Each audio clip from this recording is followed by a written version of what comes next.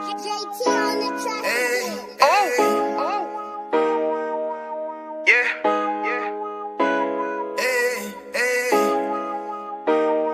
wrong with you, boy? You know what time it is, nigga. Better watch how you step in. Yeah. But that was my niggas. Yeah.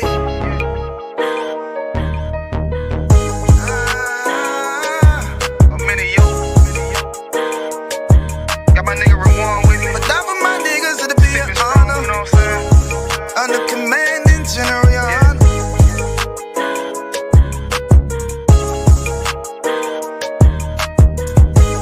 That for my niggas, it'll be an honor and a blessing.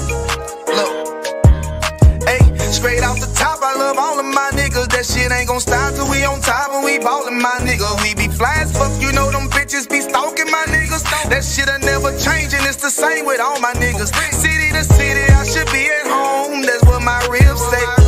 But bitch, I'm grown, I'm in these streets and closed caption. Niggas know we bout that action. If a nigga play with me, then my Hakim gon' let him have it. Hey, think you the shit, this truth the shit. Nigga play, I let that Ruger hit. Get on them tracks, they be like, who is this? I'm rude with it, ain't got no manners. All them pussy niggas talking shit, yeah, I know they can't stand us, but we U.P.K, Louisiana, bitch, that's what I'm rippin'. And my niggas solid number, real ones in my section.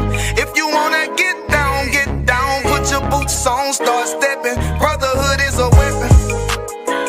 Brotherhood is a weapon. Better watch how you stepping, cause brotherhood is a weapon. If I die for my niggas, it'll be an honor and a blessing. Better watch how you stepping, cause brotherhood is a weapon.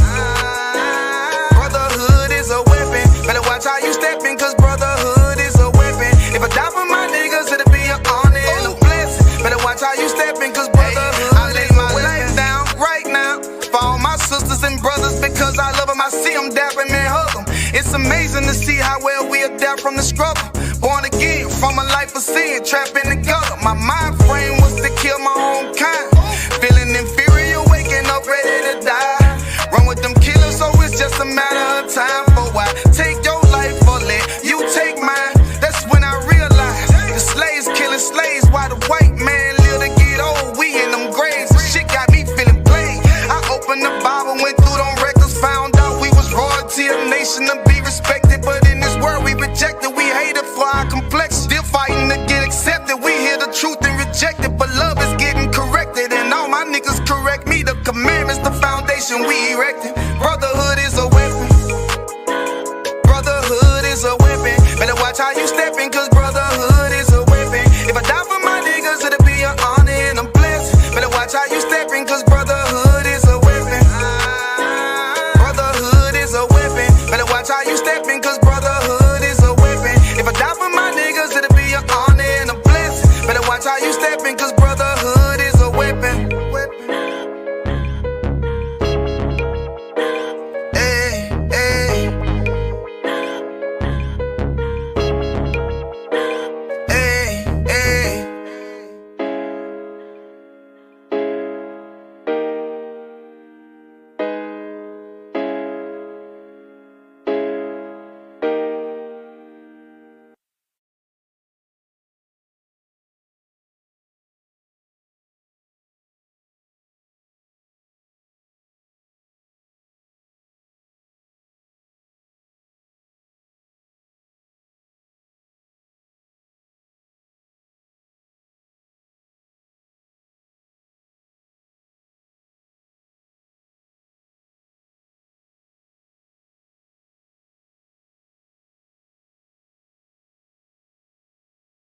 Hey, listen, brothers and sisters, man, if you like what you hear, hit the subscribe button, man. Subscribe to this channel. And also, please, go to ISUPK.com and pay your tithe. Drop me some cash so we can move around this planet like we need to, man, and do the things we need to do. Everyone west. Everyone west. Everyone west. Hey, listen, brothers and sisters, man, if you like what you hear, hit the subscribe button, man. Subscribe to this channel.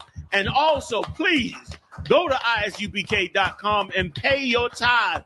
Drop me some cash so we can move around this planet like we need to, man, and do the things we need to do.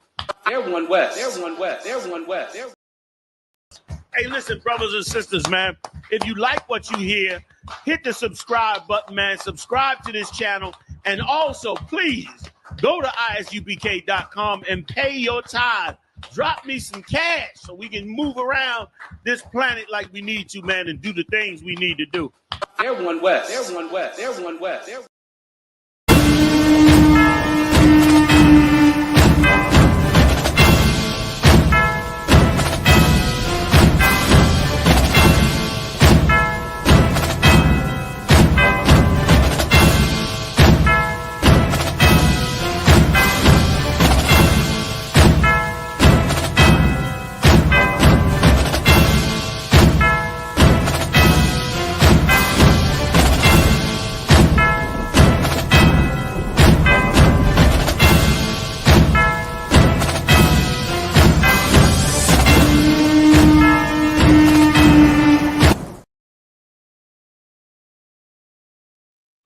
You're up, soon. Let's go. Yahanna Shabrak Thumb, Yahweh Shema, Thun Bashim Yahushai. We good? Yeah, Consul, I just had a question. Okay, no sweat. I.S.U.P.K scripture breakdown, Washington, D.C. You know, we're doing it this Wednesday. If you're on the roads in D.C. right now, you should pull aside. The Lord passing through this place. The Lord passing through this place. They just get the alert, 15 minutes of tornado warnings. You know what I mean? And sometimes in DC is nothing, but other times in DC, that means huge ancient trees end up across the dam, across the street. Why did chicken cross the road? Ask why did the tree cross the road? That's what you want to know. Why did the cedar tree cross the road? Where is mahogany going? So, pull aside, pray that the Lord pass it over you, but destroy and tear this whole place up. That's what you really want. Tear this whole thing up, because America is as evil could be to the Lord's sheep, to the Lord's 12 tribes of Israel, the real Jews, the blacks, Hispanics, and Native and First Peoples. America has been very, very terrible to us as a people. And no one is saying anything about it. For the last 2 years, everybody been saying, pray for Ukraine. Russia need to stop bombing. Saying, pray for Palestine. The Jewish man evil, look what he's doing. Not one of them bastards from Ukraine or Palestine has said anything about Trump and America and tearing families apart and incarcerating people and kidnapping people for no reason. How many of the cases we've heard of these is just regular residents and citizens and working people. They ain't raiding no gangs. They ain't confiscating nobody who have a chest full of drugs and guns in the car. There's none of that going on. None of them, none of the Palestinians, none of the Ukrainians, nobody has said anything about the need to stop doing what they're doing to these families in America. Nobody cares about us, which is why we can't waste care on anybody. We can't afford to waste the care that we should give to ourselves on anybody else. All right. So we're going to go into some tonight. We're going to break it down. We're going to get it in. And that's it. All right.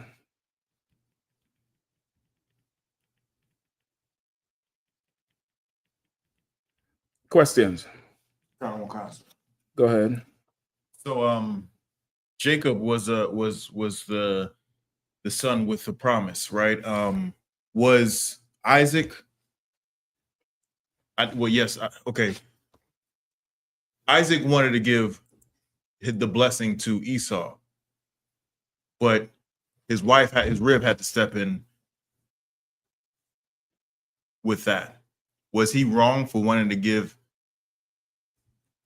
the inheritance to Esau, even though there was a prophecy saying Jacob was supposed to have it? Okay, so how you're wording it, I think, is also tripping you up.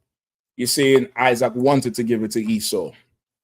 It sounds like, you're saying Isaac preferred Esau, like how we thinking in terms of the prophecy and the inheritance. Isaac did not prefer Esau in that way. right? So he was not wrong for wanting to pass the inheritance to Esau. Why? Because he was the eldest son. He was his firstborn. You understand? Okay. For him, for I don't know what it would mean for a woman, but for a man, a firstborn son is something. That's a ridiculous treasure to have. You get the point? Okay. A firstborn son, a son. Period. Because for a man, it's continuation. It's my line is continuing. That's me. I'm going to put whatever I have on him, whether it's a crown, whether it's land, wisdom. It's important. Added to that, Esau was rough and rugged, and you get the point? Okay. Just like any father would want his son to be. Going out there killing shit, bringing back the, whatever. Like this strange, this thing.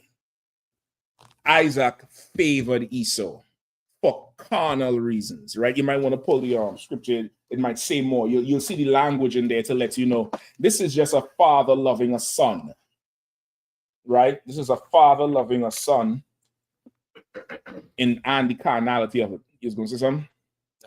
I got the you have it up. Say again? I got the chapter up already. Go ahead. Wait, 25 or no, not 25. 22 maybe. No, because 25 is when they was born, right? Or 23? 25 is when they was born. When they was born, you might want to go further on. Right? I'm going to have to look at it too. All right? You might want to go a little bit further on. Yeah. Oh, yeah, Genesis, what, 25? 25. I was going to go to 26 when he was more so given the earth right. All right.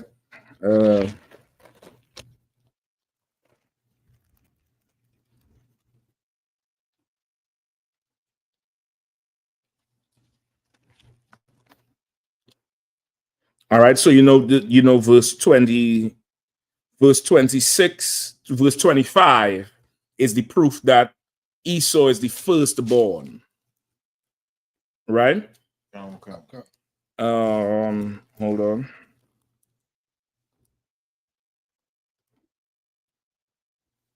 All right, 27, you can start at 1.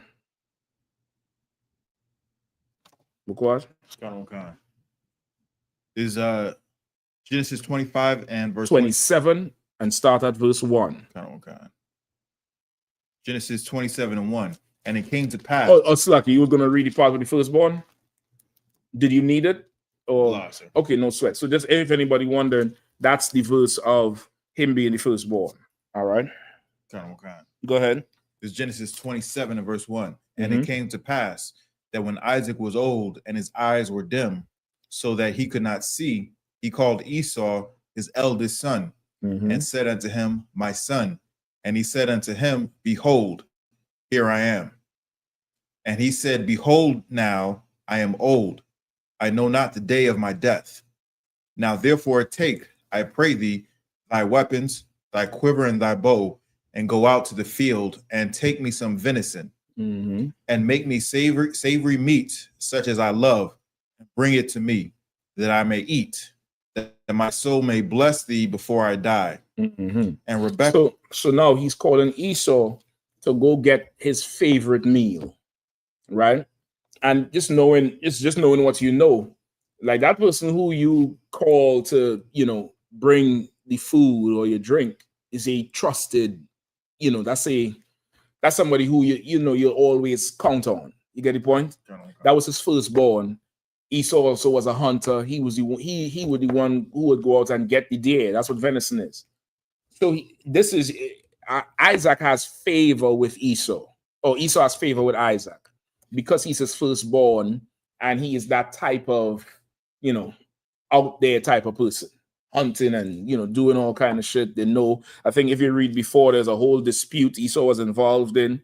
Isaac had to step in and escape my memory. We could read it through. But this is my firstborn, and I don't have a reason to not bless it. That's what it is. So for Isaac, this is a more carnal thing, not carnal in the sense of evil, but carnal in the sense of this is what people do. When people get hungry, they eat. What's the uncarnal thing or the other side of when you get hungry? When you if you're a carnal person and you're just a regular person, they get hungry, you eat. What's the opposite of that? You wait for its time to eat. Or you fast. You not eat. That would be like, what, you ain't eating? What's wrong with you? You get the point? Okay. So that's the dynamic here. You get the point? Not one is bad and one is good, but more so one is more on the carnal side, one is on the spiritual side. Similar to what's the other one? Isaac and Ishmael. You get the point? Okay. Abraham loved Ishmael. Remember? Okay. Ishmael was the firstborn. That's why the Lord said, don't let it grieve you to get rid of the son. Because to get rid of a child as your first, it's a grief arc. It's that would be a very grievous thing. Forget getting rid of the child. The child is in there living with you and is opposite to you. Not opposite in terms of you like a cold drink, they like a hot drink. Opposite in terms of that's my op. They opposing me. That grieves you as a parent. That shit tears you something funny because this is like this is your firstborn. And this motherfucker won't listen, won't do shit, won't show you no favor. You're ready to murder them. But you won't because you're the parent. But you're angry. That's how far it goes. Now take that multiplied by 100 and now you have to get rid of this child. Brother, that's something that's just too much. Go ahead. Just like David and Absalom? David and Absalom. It's just the normal physical thing of a parent with a child. And it's increased. The emotion is increased. The the pull on you is increased because it's the firstborn. It's a firstborn son. You get the point? Okay. Like he's not looking at it as red and hairy, just the devil. That's nowhere in Isaac's head at this point. You get the point? Okay. Don't think Isaac sees Esau like we see him. Isaac don't have 400 years of slavery, as history. He don't have, the Roman Empire, in retrospect. You get the point? He don't have the Greek Empire in hindsight. He don't have all of that. He has this son who's light-skinned as far as he's concerned. You get the point? As far as he's concerned, this is a light-skinned boy right here. That boy, he could go there and hunt and he bring that venison and he make it right. He good with them meat, with that protein. He could do this thing all the way. And that's my firstborn. I'm proud of my firstborn. I want to bless him because I'm on my deathbed now. I'm giving him this blessing. You get the point? That's where Isaac is at, which is where any father would be. And just in keeping with prophecy, oftentimes prophecy isn't something people accept. You understand? That's why the Lord tells it to a prophet. And sometimes the prophet don't even accept the prophecy. Like Jonah. You get the point? Okay. Jonah didn't. He was like, I ain't going to tell them niggas shit. Because all you're going to do is have mercy on them. You get the point? Okay. Or, there's many others. You get the point? There's many others who's like that. And the prophecy really ain't for people. The prophecy is for the prophet. The people see when the prophecy happens. That's when it matters to them. But telling the mass a message from the Lord is like a message from your father when you're a child. When you're not just a child, when you're adolescent. Not even a teenager. Adolescent. Something about that word make them feel they're bigger than what it is. You're adolescent. Adolescent mean what? Just a little bit less than an adult? That's what the hell it sounds like it mean. I don't know. I'm guessing. Y'all look it up. Let me see. It sounds like you're a lessened adult. Adolescent.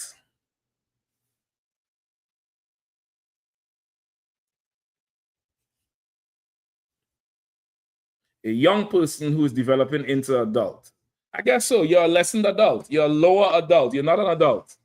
But around about that adolescent age and that adolescent spirit, where they feel they could, you know, you get the point? Mhm. It starts to become a little issue. You get the point? They don't want to hear nothing about what their father has to say. They listen to mommy. But their father, they don't want to hear that shit. I could tell you straight up. I remember being that age, and the sound of his voice would piss me off. I don't even want to hear him talking. Because it seemed like every time it was, don't do this, don't do that, don't go here. Them friends, there's a saying in the Caribbean, your friends will carry you, but they wouldn't bring you back. He would say all those things, and I'm like, you just hate me and my friends, and you know, F you and blah blah blah in my head, of course. It's a lie. I'm laying on the conversation going on up here. But when you're that age, nobody can talk to you until what was said happens. When that happens, oh, you're ready to listen now. But sometimes that's too late. You get the point? So it's similar to that where you remember she inquired. This is her. They were fighting in her womb. Mm-hmm. She went to inquire, which means her husband had to be in play. Either he's the one that went to the prophet, or she went to the priest of the Lord and told her, hey, two nations. I believe it says it. Go back to 25. It tells you exactly who said it. All right. When you're done, I'll line up these few examples here for the FBA, for the people that think Latinos ain't black. You know what I mean?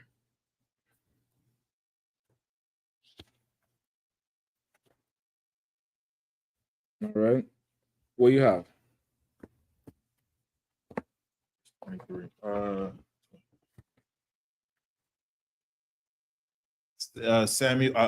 Genesis 25 and verse 22. Mm-hmm. Go ahead. Verse 22. And the Lord, and the children struggled together within her, and she said, if it be so, why am I thus? Mm-hmm. And she went to inquire of the Lord. Mm-hmm. And the Lord said unto her, two nations are in thy womb, and two manner of people shall be separated from thy bowels. And the one people shall be stronger than the other, and the elder shall serve the younger. Mm-hmm. And when her days to be delivered were fulfilled, behold, there were twins in her womb. Right. So this is the prophecy she got. She went to inquire of the Lord. You go 1 Samuel 9 and 9, Exodus 18 and 15. Those are the precepts that let you know when somebody go to inquire of the Lord. You could pull that. Which one you want? Exodus, either one. Exodus 18 and 15, 1 Samuel 9 and 9. Let me get that real quick.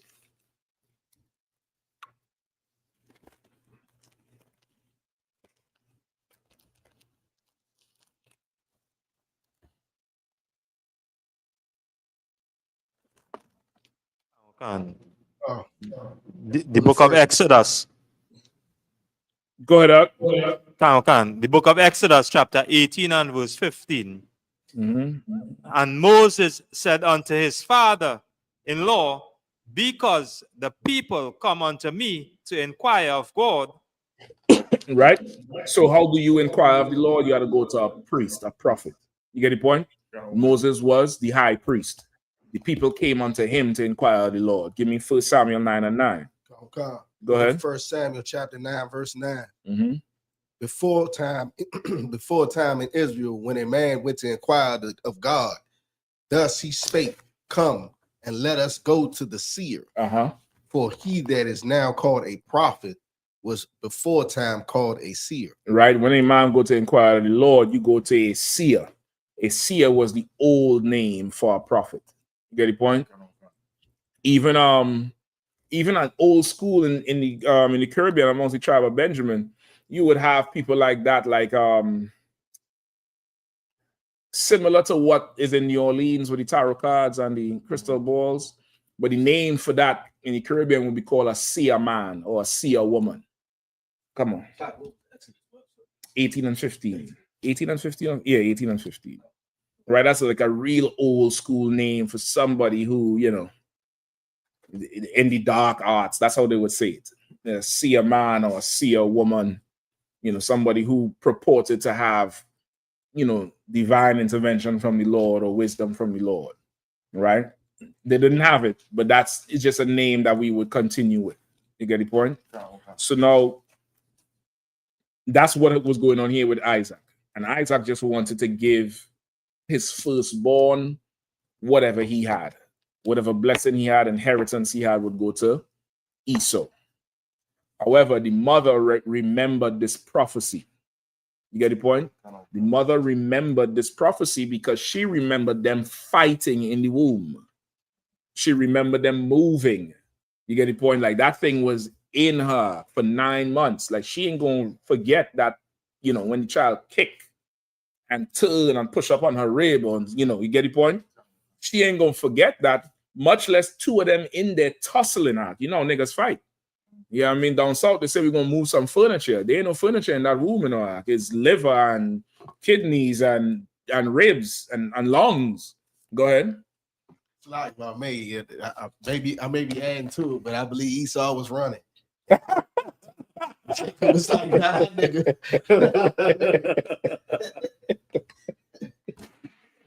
Esau would be running, man.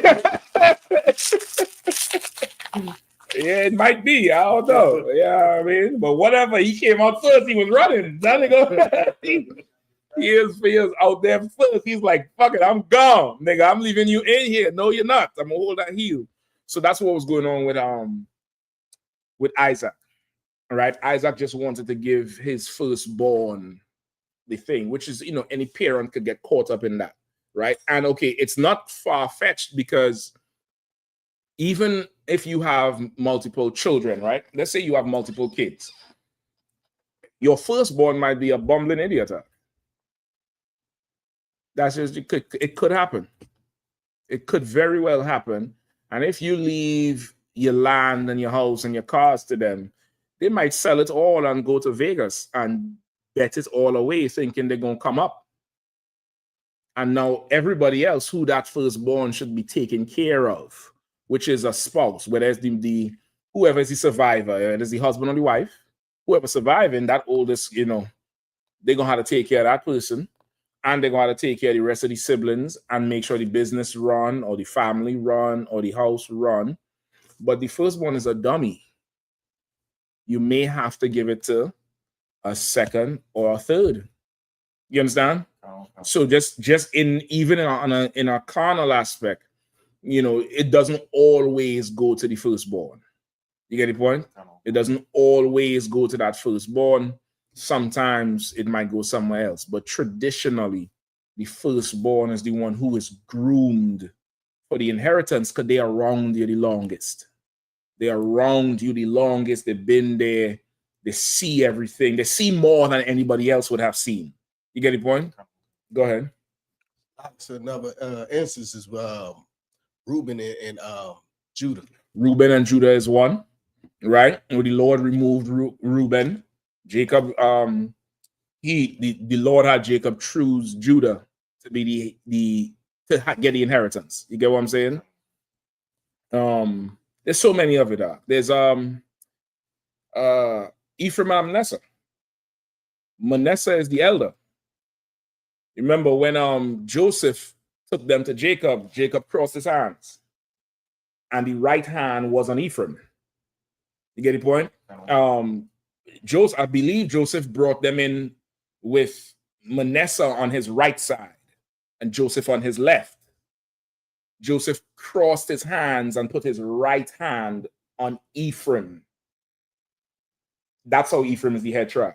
You get the point? Now, this is not saying anything about Manasseh because it doesn't say that about Manasseh in there, like he was void or he was simple. It doesn't say that. But sometimes it just comes down to choice. It's just preference. So you have in certain instances, you have that right to choose. You could just decide, I'm choosing whatever, whoever. And that's just that. You get the point? Okay. So the Lord wanted Jacob to have the inheritance. He said that. He said the elder will serve the younger. She remembers that. She saw that. Why? Because she's she done seen birth before or heard about it. And then she's in labor and she's there with the midwives, and this pale thing comes out of her. Red and hairy, like, what the hell is this shit? for a woman, it might be kind of embarrassing. You get the point? Okay. And then her flesh comes out of her, meaning she could look at Jacob and see, okay, this is my child. I don't know what the fuck that is. You get the point? And she knows that they're different. Isaac would not experience them fighting. What would Isaac see during them 9 months?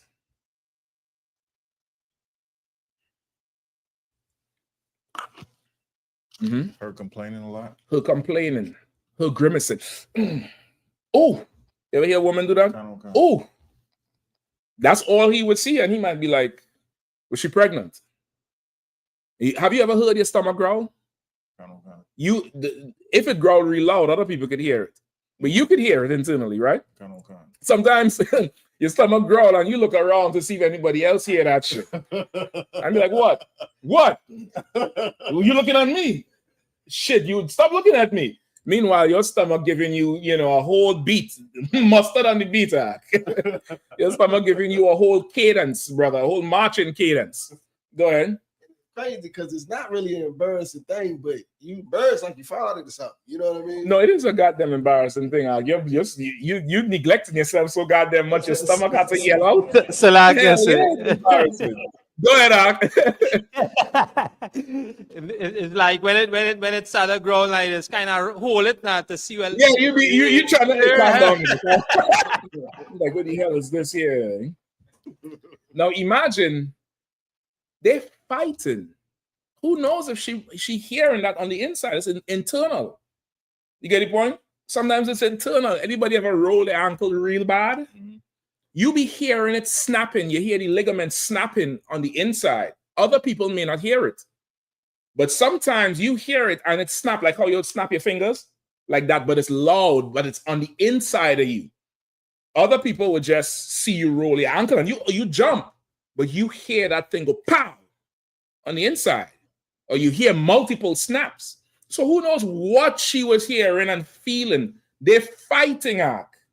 They're fighting. Two nations fighting. Brother, Israel and Iran fighting right now. What them people hearing in Iran, in Tehran and Tel Aviv? Boom! Boom! That old whistling. Boom! What the hell is she hearing? Get the point? So she is fully well in tuned that these two is not the same. And that one don't look like me, so he might be the outsider. She's in tune with that way more than we think. You get the point? Like a woman hearing it, she would fully understand, especially a woman who probably carried twins. She probably could even fathom it even more. Go ahead. Okay, sorry. So when you were saying that, it just brought me back to my injury in Hebrew Academy. Oh, when it happened, I heard that. You heard that? You heard that thing go crack. And my eyes got about that big, and then the pain came. That's how it be. That's how that thing be. You get the point? So she is way more in tune with that thing from birth. She carried them for 9 months. While you sleeping and snoring, she can't sleep. She have indigestion. She had to sleep sitting up. She can't sleep on the side. And when she get weighed down in the pregnancy, like Officer Korayala in Baltimore, I think his rib is due anytime now. You know what I mean? Last time I saw her, brother, she was, full and ready. Full and absolutely ready. So, when you get to that stage, I think, they can't sleep on the side. Or if they sleep on the side, they have to put the pillow and really, really support, because that is a whole thing on its own. You can't just roll over like how you roll over any night. For her to move, it's an operation. You got to get the foreman, you got to get the flags, you know what I mean? You got to get the sign wide load, you got to stop the traffic. It's a whole operation for her to move. But that's a whole thing. She could injure herself. Meanwhile, you sleep. You don't got to deal with what she got to deal with. And listen, you sisters, don't hate the brothers because they're having good sleep. You don't got to be at camp. That's the trade-off. You don't got to be facing death. You don't got to be risking getting locked up or getting locked up for righteousness' sake. You don't have to be in a position where, that the brothers be in, because Lord knows you would not be able to take it. You wouldn't be able to, really understand and assume what's going on. It's a frightening thing. It's a scary thing. And that's just the trade-off. So she's gone through that for 9 months. She went through it, she understands it, and boom, here's the babies. Mm-hmm. And one is not like the other one. She knows. She knows this thing here. The Lord said, The Lord said that younger one is the one. I know you all see all this amazing shit Esau doing, but that younger one is the one. If anything, you could damn near mirror it in today's society. You tell the world, who does the world look to as, the great one? The white man, Esau. Oh, God. We would be in the seat of, is Rebecca or Rachel? Rebecca. We'd be in that seat of Rebecca. We felt the pain. Mm-hmm. We felt the discomfort of Jacob and Esau. Nobody else. You get the point? Oh. We fully understand this thing right here. And we know that Jacob is better than Esau. But everybody loves Esau. He's a hunter. You see, Trump, they don't know what the fuck they're doing. They play that all over the place. All over. You get the point? Oh. He going everywhere. He doing this. Welcome, Mr. Trump, doing that. Welcome this. He go to Spain. They all love him. They all want to be him. They want what he has. They want the power. They all genuflecting to him. But niggers and spicks and, wetbacks and redskins, don't nobody love us. Don't nobody give a damn about us. Don't nobody care but the Lord. So that's this what happening here. Like Esau is, what's it, Isaiah 14? Maybe Isaiah 14 and 1. Oh, okay. All right, I think it's Isaiah 14 and 1. Another one. Hold up.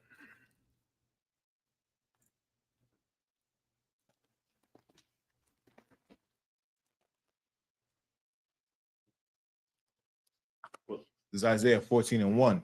Hold on. I'm going to tell you, that's not it. You can start there. Oh, God. Isaiah 14 and 1.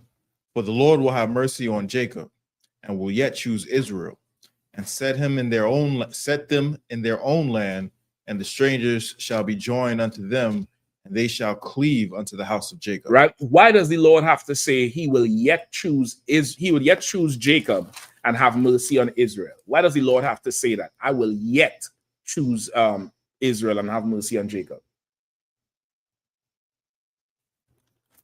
Because Israel's not on top. Because everybody else is not choosing Israel. Oh. Everybody else is not having mercy on Jacob. That's why the Lord said, I will yet choose him. Even though all that is going on, I standing with them. I'll choose Jacob. I'll have mercy on them. Why does the Lord have to have mercy on us? Nobody else will have mercy on us. Nobody. None.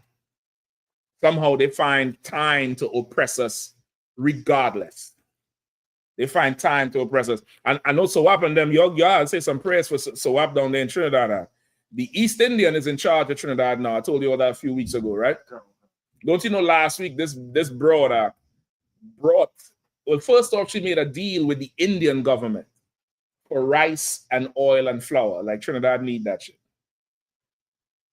Then, this is the first time in 25 years the leader of India has visited Trinidad in 25 years. She brought this East Indian to the country. Check the Trinidad page and see if there's a video of it. All right. If not, I could send you the video. All right. I could send you the video. I'll look for it. Yes, sir. You must send it. It have a short clip on it, and I believe on the Trinidad page. It have a short with the boys? With the reporter talking about him, and then he talking after. No. I want the one with the 3 boys. Oh, 3 little boys. The one with the 3 boys. That's the one I want. Okay. Come on. All right, hold up. Let me see if I find. All right. Somebody pick up Isaiah 14 and 1 and then skip to 14 and 12.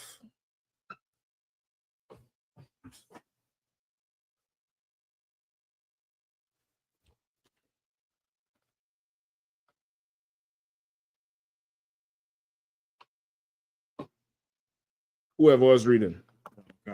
It's Isaiah 14 and verse 12. Read 14 and 1 again. Because you're looking for the video too, right? No, somebody else pick it up, please. Go ahead.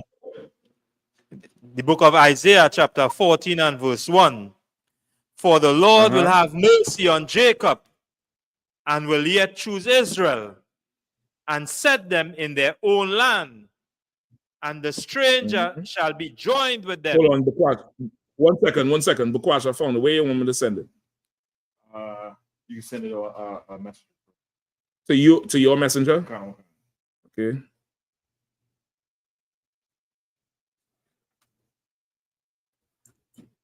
I'll pass, brother, to water. Strong pass to her. I mean, stiff arm pass to her. To lock it. Yeah, man.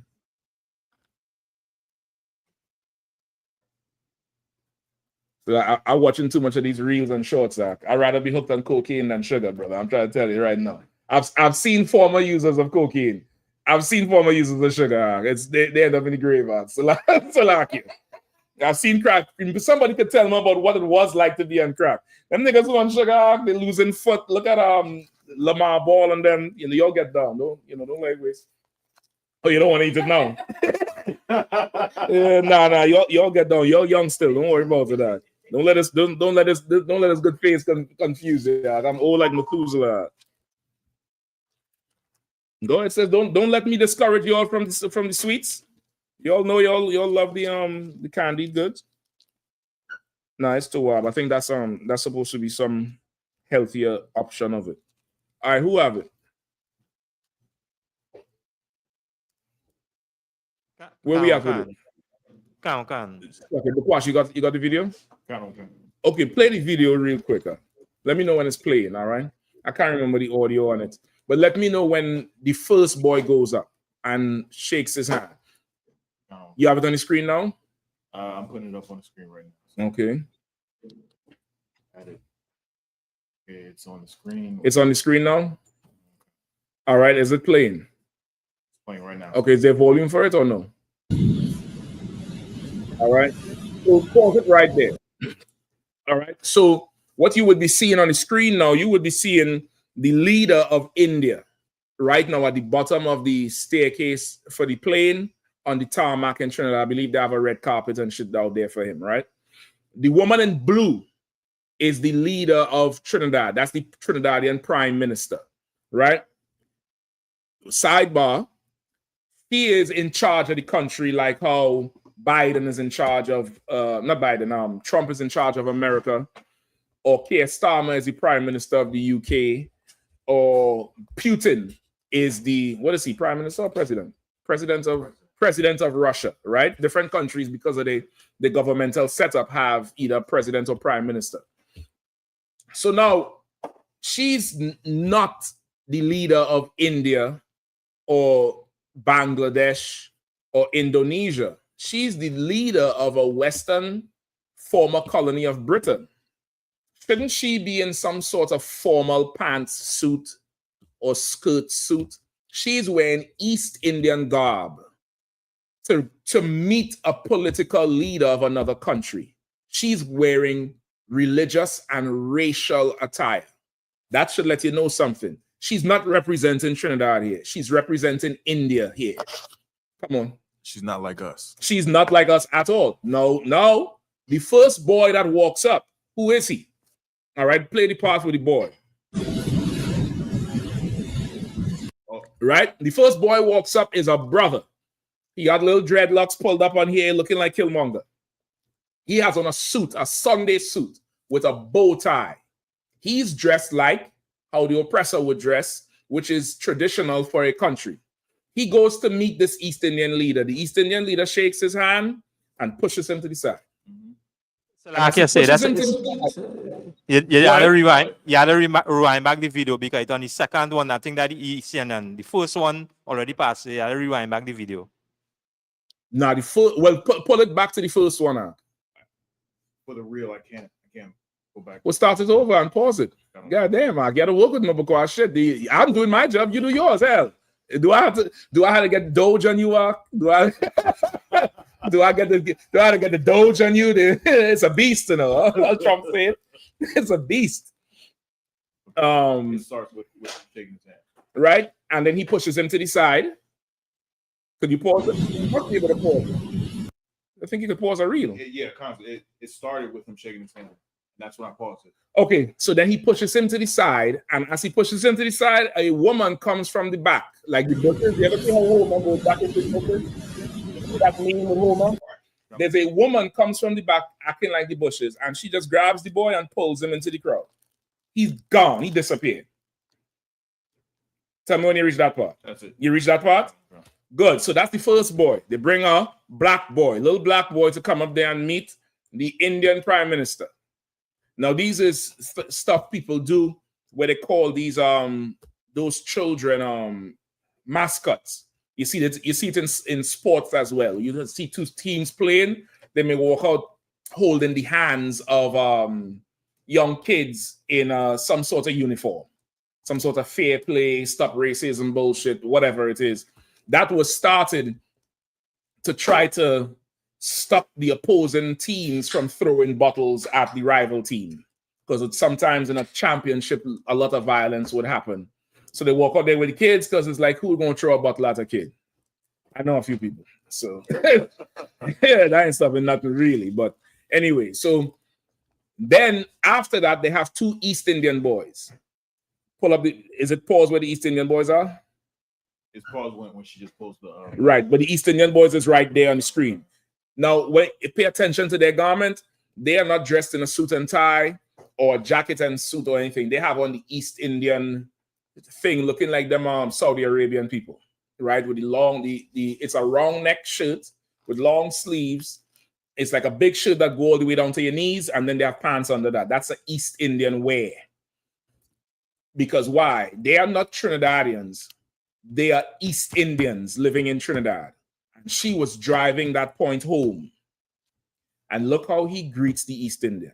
Play it. Let me know when he puts his hand on his head first. Right hand on his head. Then he shakes his hand, and then he takes he's taking the flowers. He's taking the flowers. They give him flowers. Then he puts the hand on his head. And then he puts that East Indian on his right hand side. Come on. He was going back to where the other. I forget about that part. And then he pulled the East Indian boy. That's to show you how racism is something that's taught, like everything else. Homosexuality, everything it's a learned thing. Because the East Indian boy is second, he saw what the first child in his mind. This is a child. He saw what happened to the first child. The first child was carted off to the left. After he shook the prime minister's hand, he was going where the other brother went. They pulled him back. Said, no, come and sit on my right side because you are like me. You are Indian like me. And he did the same with the other one. And so the optics would be this East Indian leader with two East Indian boys on his right and his left. And I guess somebody made somebody probably talked to somebody else on the phone or the radio and say, yo, that ain't looking good. Get that nigga back in there. Now, in the comments of that video, when you scroll down, there's a picture that they took with the brother. You could tell they just brought him back to take a picture with the little Indian, with the little the black boy there. See if you find it in the comments. In that same reel, if you go to the comment section and you scroll down, just don't read out what I told them Indians in that comment. That wasn't me. That's somebody using my account. Right? Just bypass that shit. Just pull up the picture. Is the picture up? Okay. So the picture is. This is after they brought the black boy back, and you could see it clear. He has on Western white apparel, which is the traditional thing for official political thing. Even Trump and them charged what's his name, Zelensky, for coming to the White House in a sweatsuit. You remember they say you don't even own a suit. What's wrong with you? Well, what's her name, Kamala? She don't own a suit. She don't own official wear. Them boys don't have a suit. But they come up there in the East Indian racial, religious way because they're trying to tell you Negroes something. Trinidad is now the extension of the Republic of India, and you're not going to be able to do shit about it. That's the message they're sending. Go ahead. But mate, even in the picture, he has his hands on the two East Indians Yeah. And the like little boys in front It's of a message. It's a message to say the future of India, which is the children, is safe. You niggas, on the other hand, you might as well go to the white man. You know, you're gonna be stepping, fetching. You know what it looked like? It looked like Indian royalty and the help. Because in slavery, that's how they make the help dress, in the suit and the tie and proper. The optics here, and I'll battle anybody on this shit. And if you see in the comments, boy, the black woman, brother, not the sisters in here, you dummies in the world. Black woman is defending this Indian like, well, he didn't know anything about it. That's, the woman. Why the woman pull the boy back? They didn't want that. Simple sisters, simple dummies. So, they all knew about it. They all knew this was the optics. They all knew that's what they was going to do, because none political leader. I'm coming to you with a question. Let me ask SWAP something. SWAP, has any political leader in Trinidad or anybody with a national voice came out and said something against what Kamala did and demanded an apology? Nobody. I know that. I really probably was this close to saying I'll put my head on a block for it. I'll lay my neck on this blade here while Sawab gives the answer, because I know nobody would say shit about it. And she knows that no black leader in Trinidad would say anything, because right now, Israelites in Trinidad are very, very oppressed. Like in all the Caribbean, it's much separate. Very oppressed, and spirit is beat down. Right now, we have our hands out and saying, they call her Auntie Kamala. Her name is Kamala Prasad Bisesa. They say Auntie Kams is going to help Trinidad. They call her Auntie. Like you would say, when they call the Chinese, what is called the Chinese woman? Mama Sa. We in a bad place, When I saw that video, I was like, they did this on national TV and she's the leader? We done. We're done. Go ahead, Bukwash. If you look at the picture, the boy, the Israelite boy knows what's going on, and everybody else is smiling, and he's upset. He's not smiling at all. He knows he's a mascot, but he only realized that day on the day. You know what I mean? He only realized, because you think about the preparation for a child. You'll have to game the child up, let them know it's going to be good for the, you're going to be doing something good for the country. And when he get there, it's only Indian. And they're telling him, sit down there. And they're showing love to everybody else, but they ain't talking. A child going to pick up on that shit. And then you do this shit here. He's going to be scarred up.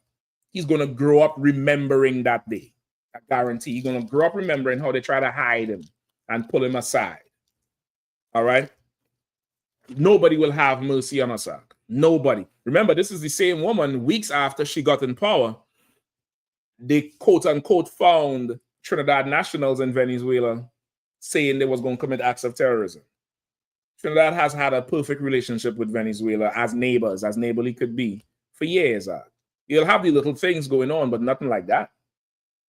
All of a sudden, it's her. She's working with America, and now she's trying to bring in India to make Trinidad a little India, right? All that flour and oil she's bringing from India, Trinidad's going to have to pay for that. So now this is an economy for India. Remember, India suffered a lot from the COVID. They suffered so much, they broke their gods up. Remember, they was throwing the gods to the ground in the street, lighting them on fire. She's helping her home, right? She's helping her homeland. You brothers and sisters in Trinidad, you better find that school if you want to survive. So read Isaiah 14:1 again.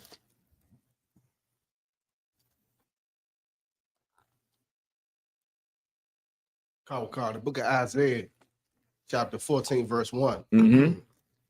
For the Lord will have mercy on Jacob and will yet choose Israel and set them in their own land.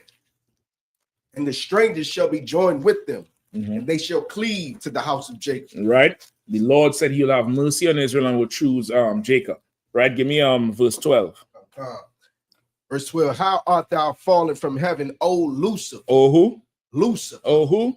Lucifer. Go ahead. Son of the morning. How art thou cut down to the ground, which didst weaken the nation? Right. So now this is a prophecy. This is a prophecy and observation of Lucifer. This is the precept. The Christians say that Lucifer was an angel in heaven, and he's a fallen angel because it said, "How art thou fallen from heaven?" Because the white man is carnal. He's not spiritual.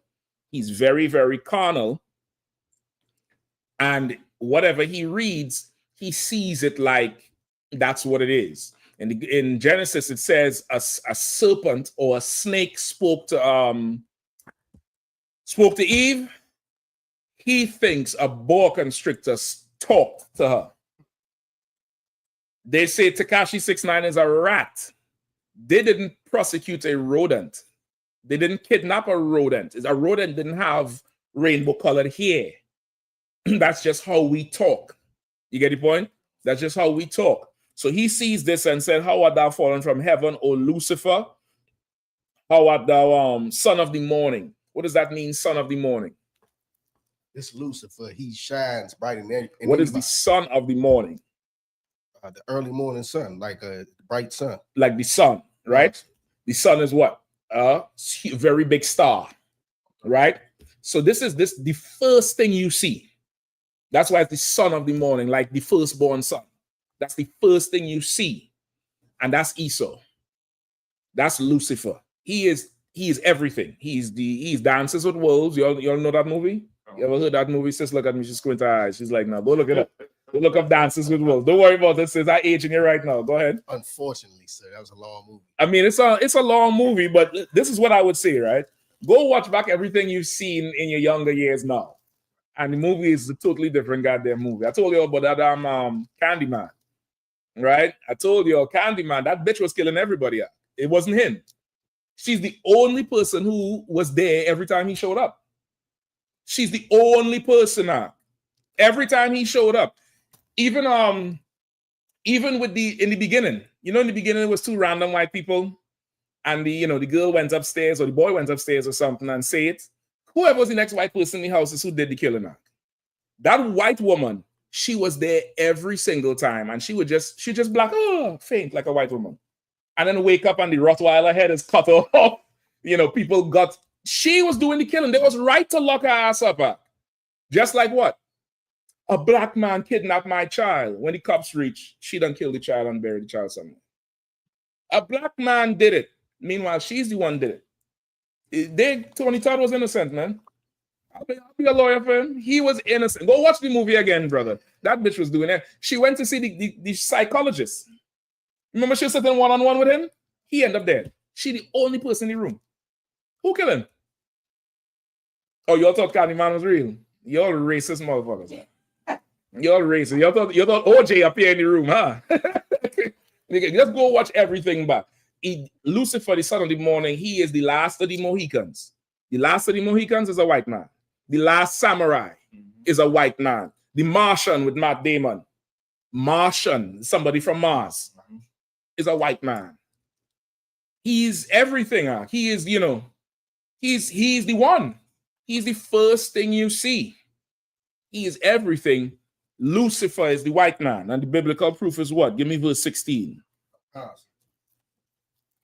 They that see thee shall narrowly look upon thee and consider thee saying, Is this the man? Is this the who? Is this the man? Is this the who? The man. Not an angel, not a spirit, but the man that made the earth to tremble, that did shake kingdoms. Right? This the man that made the earth to tremble with nuclear bombs and bombs from Israel dropping all over. Putin bombs dropping all over.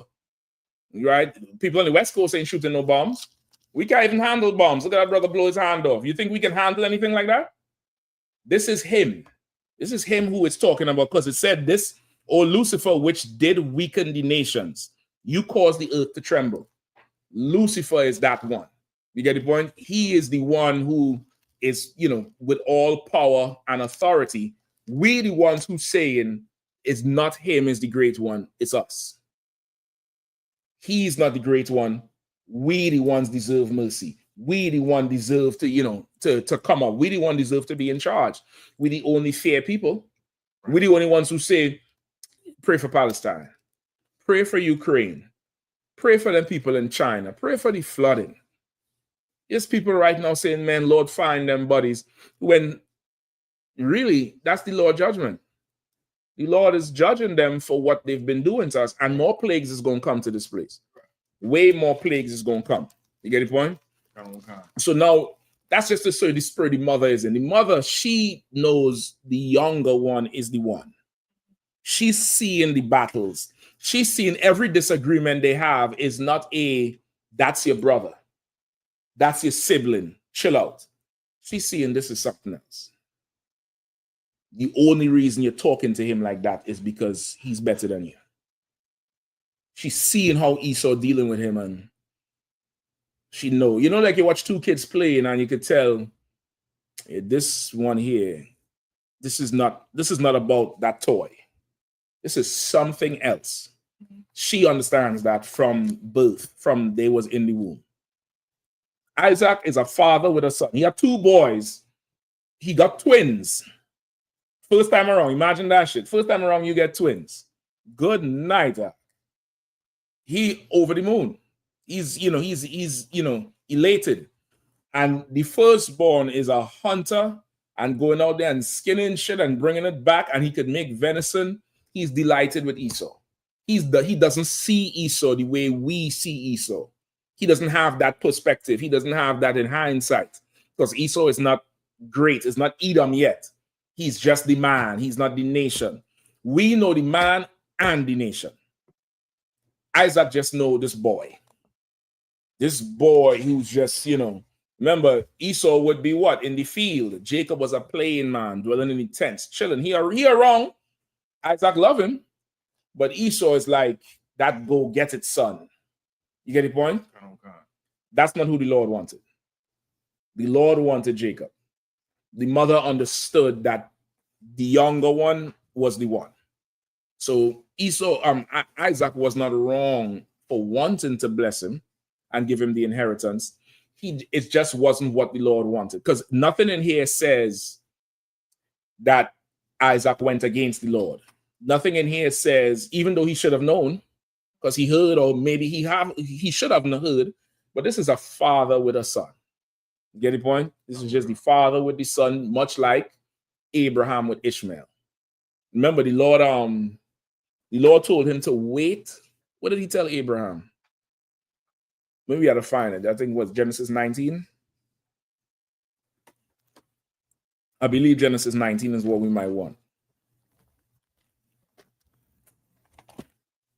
Right? Find me Hagar. If anybody else have any other questions, line them up. I will type them in the chat.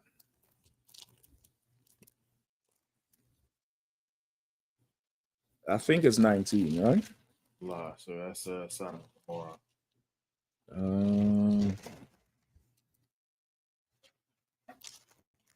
Ishmael 16.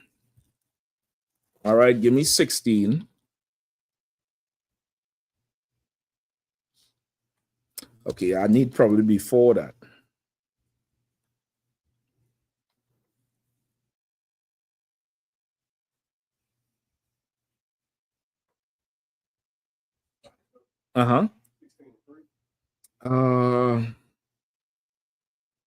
No, okay. I need where I think didn't the Lord speak to Abraham first and said he's going to give him a seed? Give me where Sarah laughed at him. Where she laughed and said, in my old age.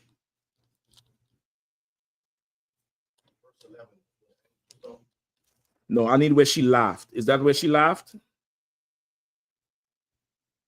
I think it's before.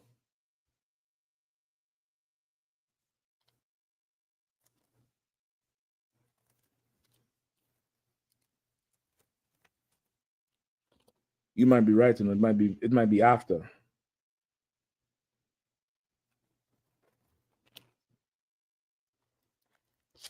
It definitely might be after. Hold on.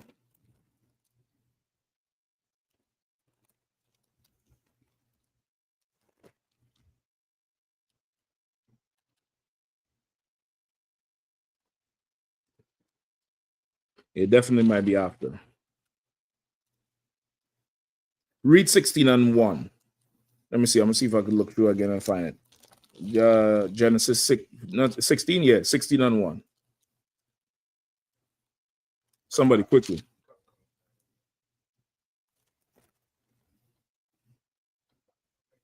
Like chapter 17. 17. Okay.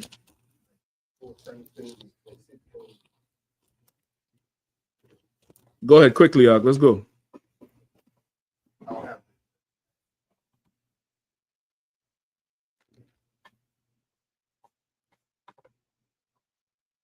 Give me 16 and 1. Let's start right there. Let's start. What you have? Let me hear. Book of Genesis, chapter 17, verse 17. Then Abraham fell on his face and laughed and said in his heart, shall a child be born unto him that is 100 years old? And shall Sarah that is 90 years old bear? Okay, no, skip me back. Give me 16 and 1. Okay.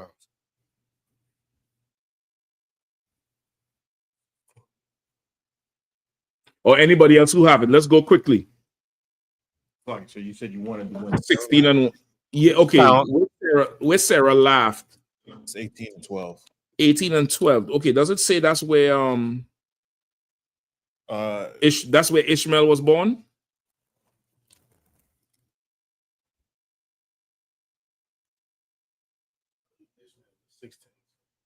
That's what I thought. It was 16. All right, give me 16 and 1. Oh, gosh. Book of Genesis, chapter 16, verse 1. Now Sarah, Abram's wife, bare him no children, and she had Sarai. Right? Because at this time her name is Sarai. Abraham's name is Abram, not Abraham. The names was changed after, which is in keeping with how the UPK operates, because we're the home of the truth and teach what the Bible teaches. When you come to serve the Lord, your name is changed. You get a new name. Here her name was Sarai. After her name was turned to Sarah. Abraham's name was Abram. It was changed to Abraham after. Even though it was close, it's still you get a name change. All right, go ahead. Now Sarai, Abram's wife, bare him no children, and she had an handmaid, an Egyptian, whose name was Hagar. And Sarai said unto Abram, Behold now, the Lord hath restrained me from bearing. I pray thee, go in unto my maid.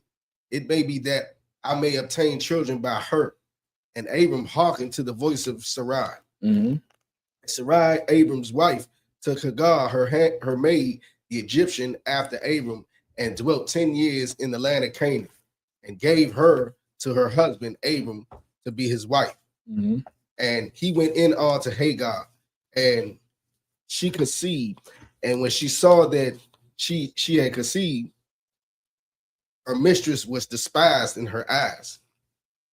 And Sarai said unto Abram, my wrong be upon thee. I have given my maid into thy bosom.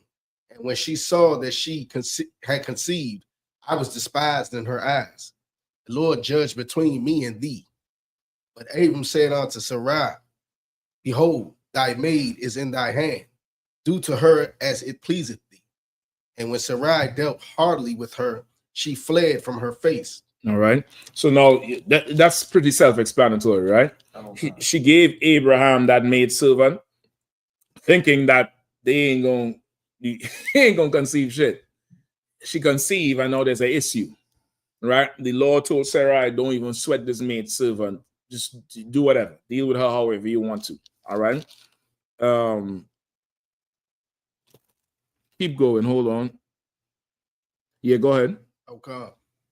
Verse 7. And the angel of the Lord found her by a fountain of water in the wilderness, by the fountain in the way to shore. And he said, Hagar, Sarai's maid, whence camest thou, and whither wilt thou go? And she said, I flee from the face of my mistress Sarai. And the angel of the Lord said unto her, return to thy mistress and submit thyself under her hands. And the angel of the Lord said unto her, I will multiply thy seed exceedingly, that it shall not be numbered for multitude. And the angel of the Lord said unto her, Behold, thou art with child, and shalt bear a son, and shalt call his name Ishmael, because the Lord have heard thy affliction, and he will be a wild man. His hand will be against every man, and every man's hand against him.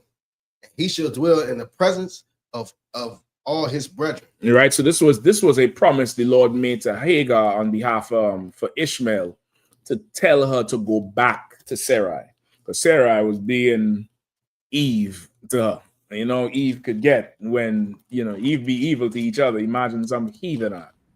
So she left. The Lord wanted her to go back with Ishmael, because that was Abraham's son at the end of the day, right? It was Abraham's son.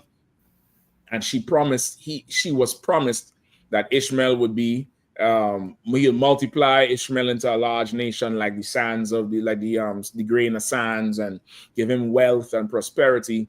And also Ishmael would be a wild man. When you look up wild in the Bible, it's like a criminal man, a reckless man, which is how these Arabs are, which is why they blow themselves up, which is why they cut their woman's head off if she ain't totally covered up. They want her looking through a slit like this. She could be rotisserie cooking under that damn hijab. They don't give a damn, right? There's a wild man, and they live what? Amongst their brethren. That's why they're all in that Middle East area. They all live amongst each other there. This was all prophecy for Ishmael. Ishmael got his blessing, but he's not Isaac. You get the point? The Lord gave Ishmael a blessing because that was Abraham's son, but he is not Isaac. So now skip me down to 17. Okay, sir. Yeah, come on. So like I said, sidebar on the topic, but a little bit off, right? In verse 8, how come when people want to say the Bible supports slavery, why don't I use verse 8 to support their claim? This verse more backs up slavery. What do you mean? Okay. Verse 8 says, and he said, the angel, right, said to Hagar, Sarah's maid, verse 9, and the angel of the Lord said unto her, return to thy mistress and submit thyself under her hands.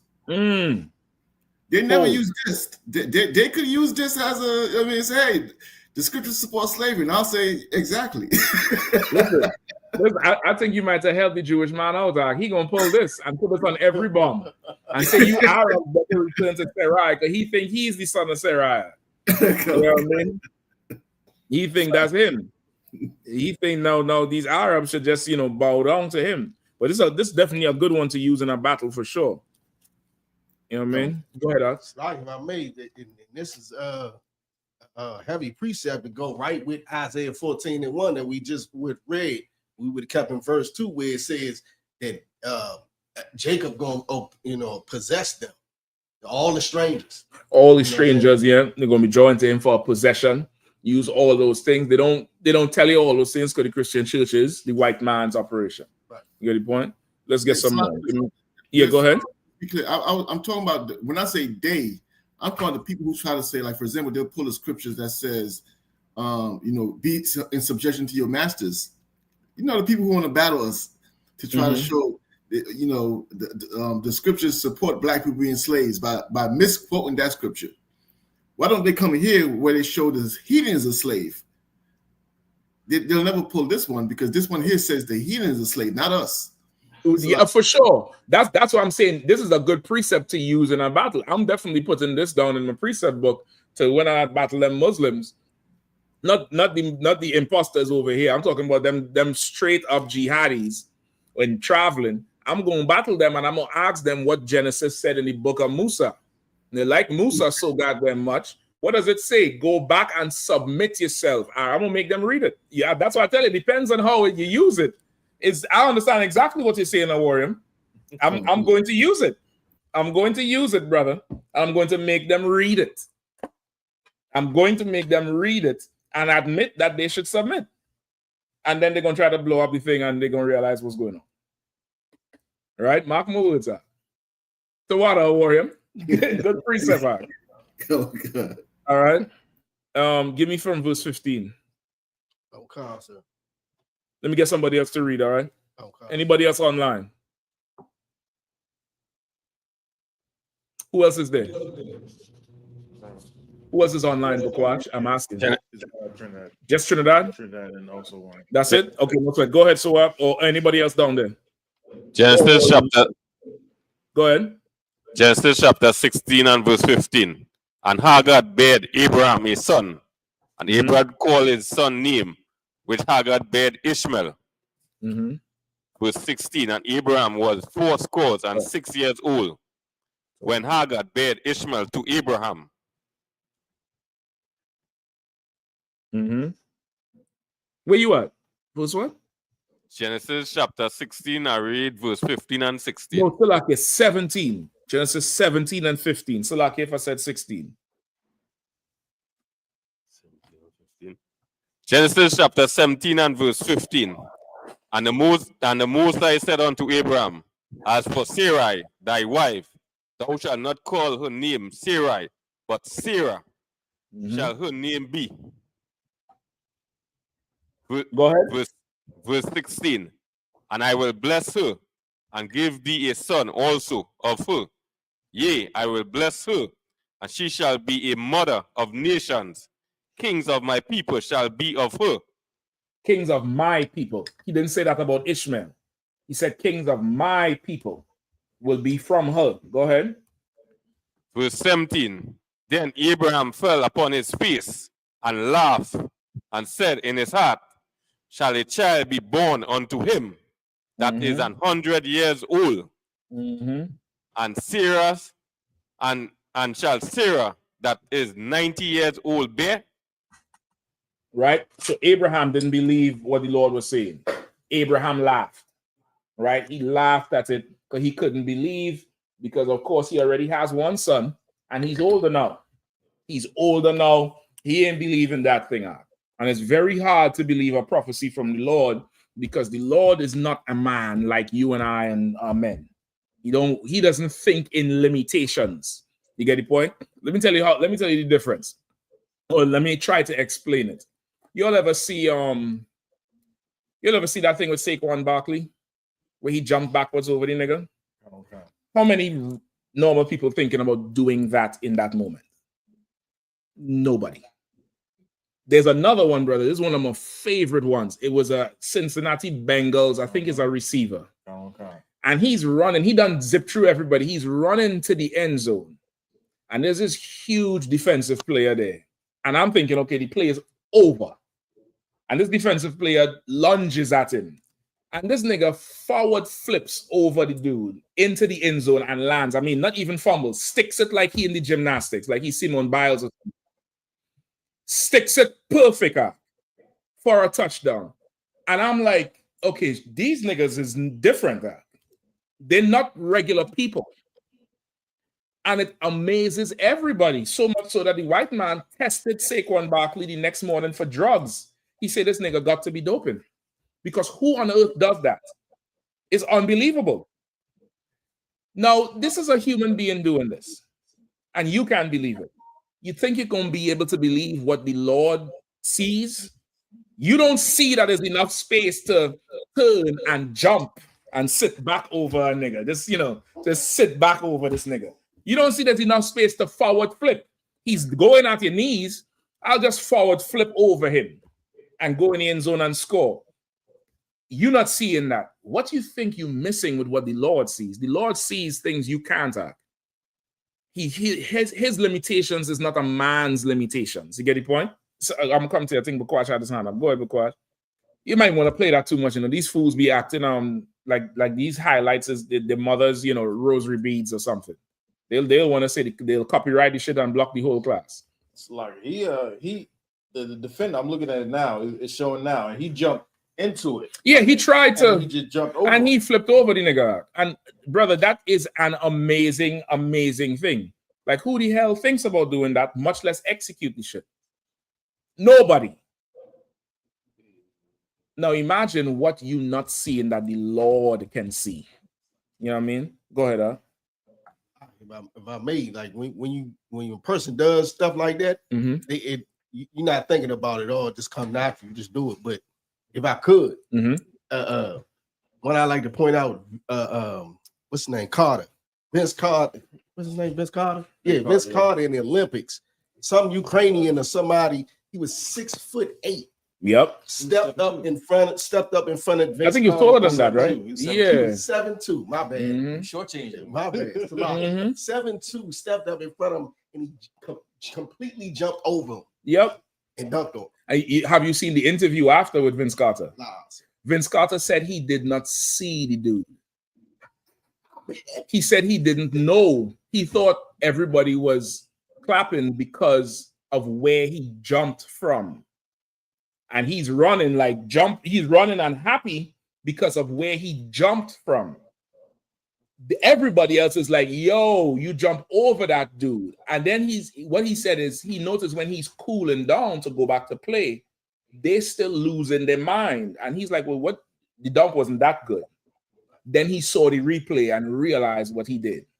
He said while he said he knows somebody was there, but he didn't know he jumped over him. Now, we amazed at that shit, and we can't believe it. It's unbelievable. But when the Lord say do something, we don't get it because we have limitations. Our mind could only go as far, most of us, as what we think we can physically do. It's only when you come into the truth, you realize what you can physically do means nothing. What you think you can physically do means nothing. You're going to do some amazing shit that you never ever thought could happen. And that's what serving the Lord is like. Serving the Lord is like hearing some shit. And it's like, hold on. You want me to put these knives in a glass and drink it? No, it's okay. I'm good. I ain't thirsty no more. It's all right. I'm all right. No, I don't need to do nothing. I'm good. That's what serving the Lord is like. It's you're just going to see amazing shit. Not everybody could hear it. Not everybody could receive it. Not everybody could be in the service of the Lord because it's going to require some amazing shit. It's going to require you to do some amazing shit. Some amazing shit going to happen to you it's going to scare you sometimes. It's going to blow your mind. If I could, sir. Yeah, go ahead. You know that clip you was just talking about where Vince Carter jumped over that player, Frederick West. Mm-hmm. Frederick West was supposed to come to the NBA and play for the New York Knicks. I remember that year. After Vince Carter jumped over him, he didn't want to come to the NBA. He literally did not come to the NBA after he saw what this Judite did to him in the game. Yeah, he'd rather stay home, man. He'd rather stay home. He can't come stay. He can't. Once again, Jacob is a better people. Jacob is a better. There's nobody who's shying away from some challenge. As an Israelite, you get challenged with something. Oh, that's what you mean? Okay, no sweat. Let's get it in blood then. But a heathen, he's going to shy away from it because we are the better people. Get the point? But now, so now when the Lord says something, oftentimes it's really for the prophet. It's for him to go and run with it. The people will see it when it happens. Some will believe right then and there. Some will believe. You get the point? Some will believe that the Asherite woman in the temple, Anna, she believed. She saw the son of David coming with a virgin and a baby boy. She knew that was the Christ. You get the point? Other people, he had to change water into wine and walk on water. He had to raise the dead. He had to do those miracles for them to believe. Other people. And even though he still did it, John didn't believe him. You get the point? That's how crazy it is to serve the Lord. It's a thing your mind, the limits of your mind is going to go to the extreme. And if you can't handle that, it's going to be very hard for you. If you're more carnal than spiritual, you are going to look at some shit and be like, nope, not me. I told you, Hebrew Academy 2012, myself and Captain Ashapariam is carrying that class from Philly up to DC. There's Captain Akkad, Captain Sakawar. Who else was in that class? I think Captain Kahan. The wheel broke off the van on 95. I'm driving because I'm trying to get there early so the brothers could get an early start. The wheel broke off. We probably was doing I ain't gonna say the number because I think I received enough mercy from that shit. But we was doing, yeah, Bukwash, what we should be driving at? 65. That's why I'm adamant about driving at 65 now and 70 at most. No more. Brother, the wheel broke off. Sparks is, I'm seeing, I don't know what happened. I just hear something and the van shake. Sparks is flying up from in the front. You could see sparks. I'm like, yo, what the hell? I'm taking this exit. The exit curves are wrong like that. So we going straight off this way. I don't have no control of the van instead. Captain Ash, you all know Captain Ash from Puerto Rico. Ash talking to me in Spanish. Huh? I'm like, nigga, I don't know what the fuck you saying. And and he in Spanish. He know what happened because he in the front seat. He could see out the window. Somehow, by the grace of the Lord, the van stops on the right before we go off the cliff. Huh? And as soon as it stops, a semi runs right past on 95. We just get off the exit, like right here. It just pulls to the side. It doesn't go straight up. The semi runs right past. The van shakes. It's so close. Brothers come out, start confessing they had bad thoughts the morning, blah, blah, blah. That was the last day I saw some brothers.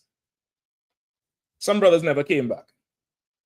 You know who came back? Captain Akkad. He came back and sat in that van next week. Give him a hand. Captain Sakawar came back and sat in that van the very next week. There's a few other captains. I want to believe Natazak and Captain Kahan was in that class. I might be getting it mixed up, but you brothers who stayed know yourself. I remember the next morning because the some brothers would come to the school, jump in the camp van, and then there's other brothers who that was the run. There's this one brother, he didn't show up. The brothers love him so much, they call him, say, so let's swing by the house. Swing by the house, knock on the door. No, I think he came and something. Anyway, that was the last we saw of him, man. It's the last we saw of him. Now, what right person would jump back in that van? Really? The wheel break off. Extremists. I mean, I don't know, whatever it is. Listen, they jump back in the van to go back down to DC from Philly. We get the van fixed the same day. They all sat back in the van and showed up the next week. Brother, the average person is not doing that shit up. Why? Why do it? Why do it? There's other stories, I ain't gonna say it all now, where a brother is hitting the brakes and the brakes is not there no more. And we going down a hill. I surely thought we was over. I'm trying to tell you, I thought that was it. I said, that's it. We going down. I'm bracing for impact. You know, I'm dying in my garment today. Nothing. No issue. None. Not everybody could receive anything from the Lord.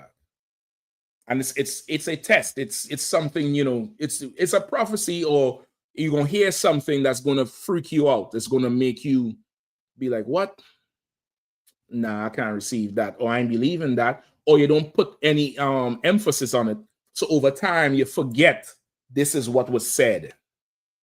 Time could pass. And that's probably what happened, more than likely what happened with Isaac, not with Isaac. Yeah, with Isaac, right? With Esau and Jacob. His wife told him he had 2 nations, but he know this is his firstborn. He know this is, you know, I like this boy and blah, blah, blah. Bring him here, let me bless him.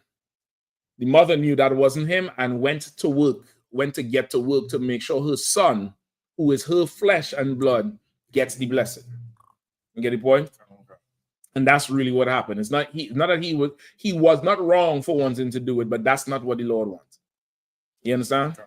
Good. Anything else? Yes, sir. Then online as well. All right. If you have any other questions, you'll sign them. You'll type them in. Hold up. Let me get some here now. Okay. So needed to read some in this book here. All right. Chapter 9.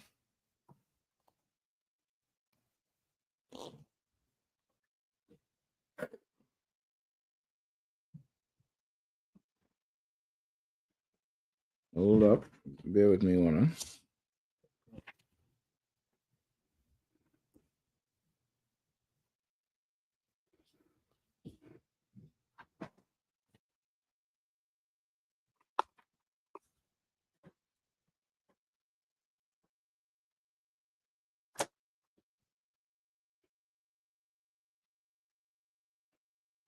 Okay, so you're going to read a few.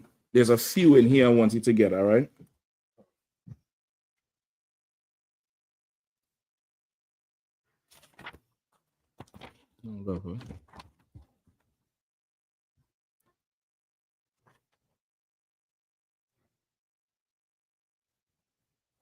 All right, so this is a book called Medical Apartheid.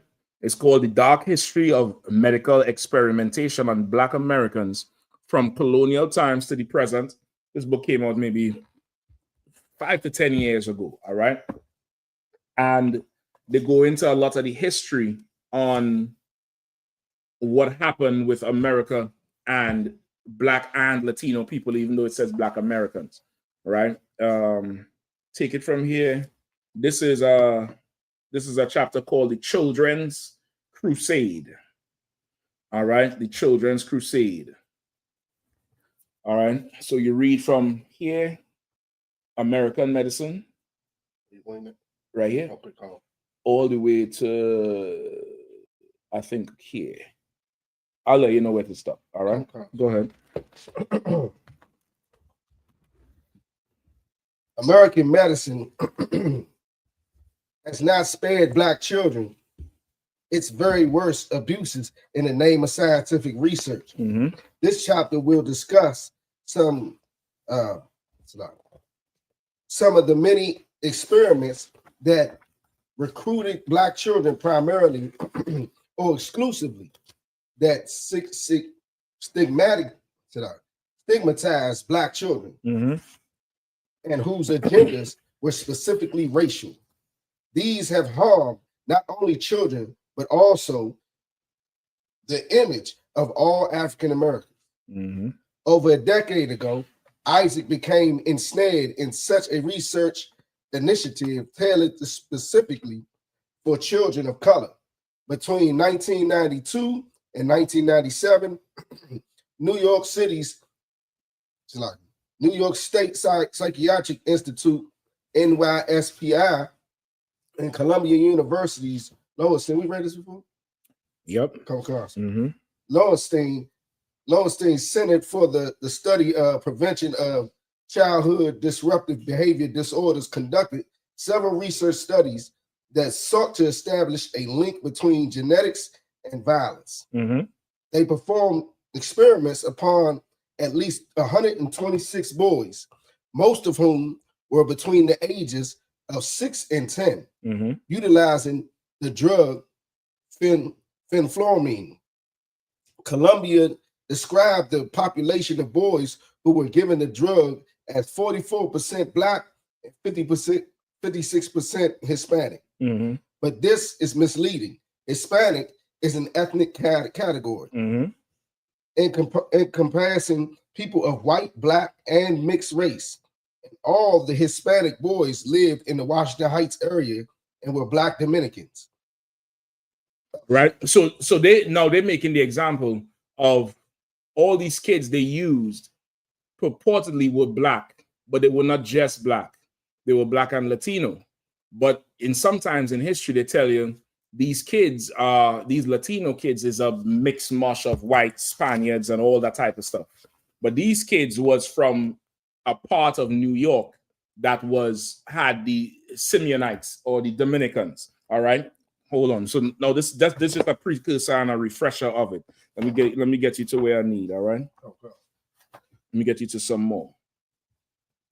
It's like there is also a question, general breakdown. Is it on the same thing? Hold on. Where I want with AIDS. It's just here. What is the question now? Shalom, can you give me a breakdown on Micah 3:1-7? Micah 3:1-7. Okay. Let me get it for you. Hold on one second. Bear with me.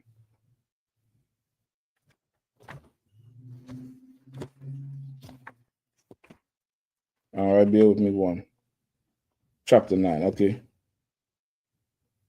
All right, so that's one aspect of it, all right? That's a reminder. So you're going to read this statement here, and then you're going to start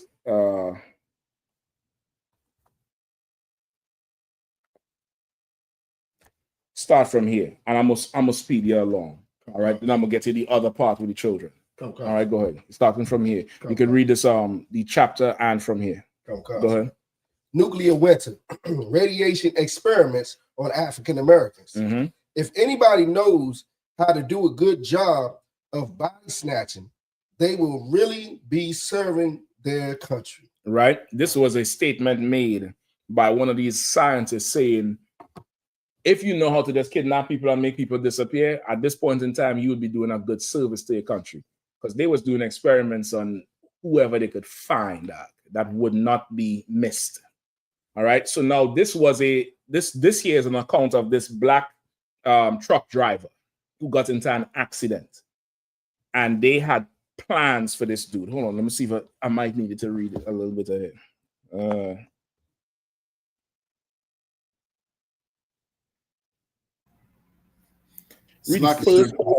Yeah. While you're doing that, with all these missing kids out there, man, missing black women, I wonder who's doing a good service for the country today. Brother, look, okay, at this point, I'm giving these conspiracy theories a little air because it's not far-fetched. You'll see here how bad it was, all right? So you're going to read this first paragraph and the first few lines, then you're going to jump across here to what's underlined, all right? Go ahead. Yes, I remember. No, the first from here. From right here. On a dewy spring morning in 1945, Robert S. Stone, MD, a usually quiet, deliberate professor of radiology, burst into a neighboring office at the government's Oak Ridge, Tennessee nuclear facility, shouting, "Carl, you remember that nigger truck driver that had this accident some time ago?" Yes, I remember. Dr. Carl Z. Morgan, director of the Oak Ridge Health Physicists Division, was nonplussed. I mean, he didn't know why he was asking him that. All right, go ahead. Why was a trucker's month-old accident of any consequence? Well, Gush Stone, he was rushed to the military hospital in Oak Ridge, and he had multiple fractures. Almost all of his bones were broken, and we were surprised he was alive when he got to the hospital. We did not expect him to be alive the next morning. So this was an opportunity we've been waiting for. Right, and they're not saying it, but they expected him not to live because they wasn't going to treat him. Right, they wasn't going to treat him. He got into an accident. His legs was jammed up. Why wouldn't he live? That's what they said. The bones in his legs was broken, right? They said almost all of his bones were broken. Okay, later on it tells you it's his legs. It tells you that later on you'll see it. His bones in his legs was messed up. But they're saying they didn't expect him to live. I don't know why. Let me skip you ahead, all right? Okay.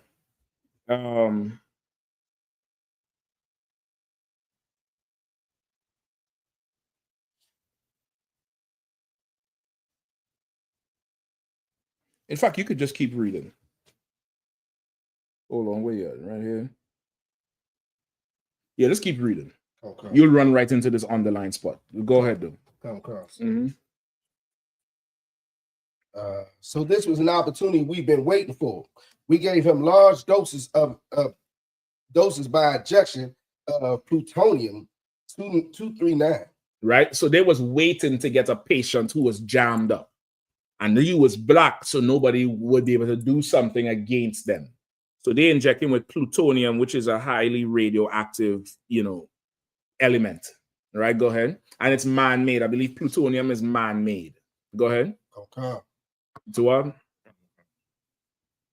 No witnesses lingered to describe the accident. But on March 24, 1945, trucker Abe Cade of Greensboro, North Carolina, was one of the 4 passengers who suffered severe injuries and was taken to the Manhattan Engineer District Hospital in Oak Ridge. Doctor said he would not live, but medical fortune smiled on him. He rallied quickly and within days was recovering nicely. Then Cade's luck ran out. Unknown to him, the hospital physicians assigned to his care were under contract to the U.S. Atomic Energy Commission. They were also under the supervision of Stone, the AEC Assistant Health Director, who had been searching for a moribund patient. Moribund patient, meaning a patient that who they think is going to die. This patient is not going to survive, right? And he's in the hospital, but on his record, they sign him over to this atomic society, which they, experiment with radiation. Go ahead. Okay. Moribund patient to inject with plutonium on April 10th without his consent. And 5 days before setting his broken bones, military physician Joseph Holland injected K with 4.7 micrograms of plutonium, 41 times the normal lifetime exposure. The man-made element plutonium is a fiendishly toxic radioactive substance, one that Kate's body would harbor forever. If the half-life, the half-life or time it takes half a dose of plutonium to disappear, and 24,056 years. Right, which is why they use radioactive material to power so many things. Energy from radioactive material is damn near forever, right? Radioactive materials have something called a half-life, meaning you would have that's the amount of time it takes to decrease the energy source or the power source by half the amount. And different materials have a half-life, have different amounts of half-lives. They say this particular plutonium, the half-life of it is 24,000 years, meaning you could get energy for this thing at a certain level for 24,000 years before the capacity for it to have that energy diminishes by 50%, which is why they use radiation in submarines, nuclear reactors. There's different things they apply that to, because it's really almost like an everlasting source. It's a huge power source. But they inject this in this brother, and it's not going to disappear. There's certain radiation you could be exposed to, and the half-life is going to be hours or days. Like what you do with the when you go for X-ray or CAT scan or those type of things, the radiation there is going to deplete quickly. It's not going to stay in you. It doesn't have that staying power, so it's not going to affect you. This radiation, he was going to live with it for the rest of his life, but they're looking for somebody who's going to die anyway, so it don't really matter your last days. They'll just, inject you with radiation. Right? Go ahead. Okay. Colonel Stafford Warren, director of the Manhattan Project's medical section, described plutonium as the most dangerous chemical known. They gave him a whopping dose of plutonium. Recalled Morgan in 1995 when speaking to an advisory committee. It's like advisory committee on the human radiation experiments interviewer. Wright Langham, the chemist who devised the human experiment, justified the toxic injection by explaining to Manhattan Project physicians that the subject was an elderly male whose age and general health was such that there is little or no possibility that the injection can have any effect on the normal course of his life. Right. So this particular scientist who was involved with the Manhattan Project, you all heard about the Manhattan Project, right?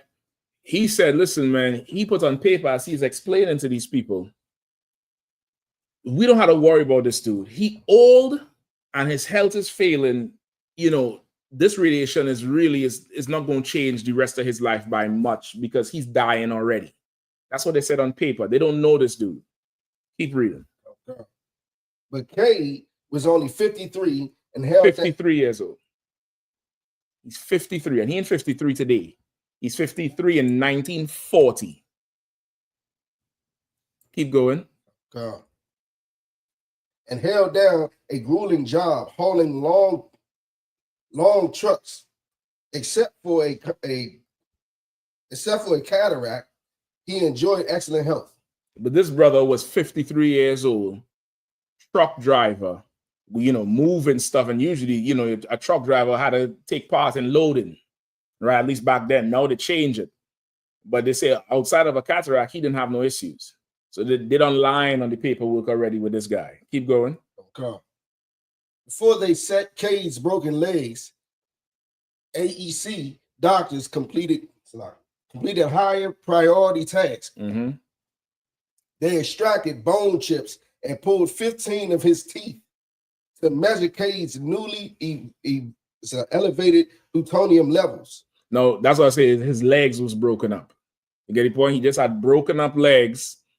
They say they pull fragments from the from his legs, and then they extract 15 of his teeth because they don't inject him with the thing. He don't even know he's injected with plutonium. And they pull his teeth to measure the amounts in the human body and how it's going to decay it and keep him. And they wanted to keep him all the way up until he died to study how radiation is going to deteriorate the human body. We human now, though. We was cattle at one time, but we human now. We human for this. Go ahead. Okay. Go ahead. Then, only then, 5 days later, did they set his broken bones. 6 months later, Cade was still. Slow down. 5 days later, they set his bones. So meaning he was there for 5 days with them bones broken up, and they didn't even set the bones. They didn't cast them up because they still want to take from him. That's when then they set his bones, and then what? Okay. 6 months later, Cade was like, I lost it right there. Yeah. 6 months later, Cade was still in the hospital, and in a September of 1945 letter, Captain David Goldring, MD of Oak Ridge, informed Langham that more bone specimens and extracted teeth will be shipped to you very soon for analysis, right? So 6 months they keep him there, not trying to get him better to get him out, but just to keep taking bones and teeth and sending it off to different labs. And he's just there like a living guinea pig. Keep going. Okay. But before he could lose more teeth and bone, Cade slipped away. Mm-hmm. The morning the nurse opened his door, he was gone. Morgan recalled. They were surprised that a black man who had been expected to die got up and walked out of the hospital and disappeared. They were also disappointed. Doctors had hoped to autopsy Cade's body because of the purpose of the injection. So he said, I had enough of this. I'm leaving the hospital. How many of you all had some uncle or aunt just walk out of the hospital and is like, I ain't being in here? Like our fear from dealing with Esau, it comes from a place. That's what the whole purpose of this book is. This book was really studying the psychology of being black in America and why we fear the doctors and them so much. So it went into the history of what America did to us. Now, if you're in the world, you have a fear of the doctor. You come up in here, brother, you understand the Lord is with you.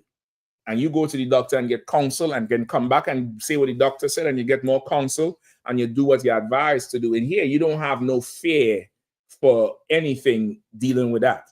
But you in the world, brother, I understand why you're scared. I get it. Come on. Block, when you said that, I just remembered a clip where I heard from two separate doctors where they were let me see what you got. Go ahead. Like baby doctors, helping giving birth to babies and whatnot. Right. And two of them were I want to say like residents where they, they're learning their field. Right. And they have to observe something. And both times it said, have you ever seen this type of tear when a woman gives birth? Mm-hmm. And it was a tear all the way through, right? And both of them said no. And each time the doctor said no problem, took a pair of scissors and cut it. Just cut. Just to show them the tear. Just to show them, and they were both black women, that the patients. Brother, it's, I mean, I probably, you could go look up the, I brought out this book so many times. In the beginning of this book, they talk about J. Marion Sims. Mm-hmm. J. Marion Sims, most sister, you ever heard that name before? J. Marion Sims? He's a doctor. He's who they call the father of modern gynecology.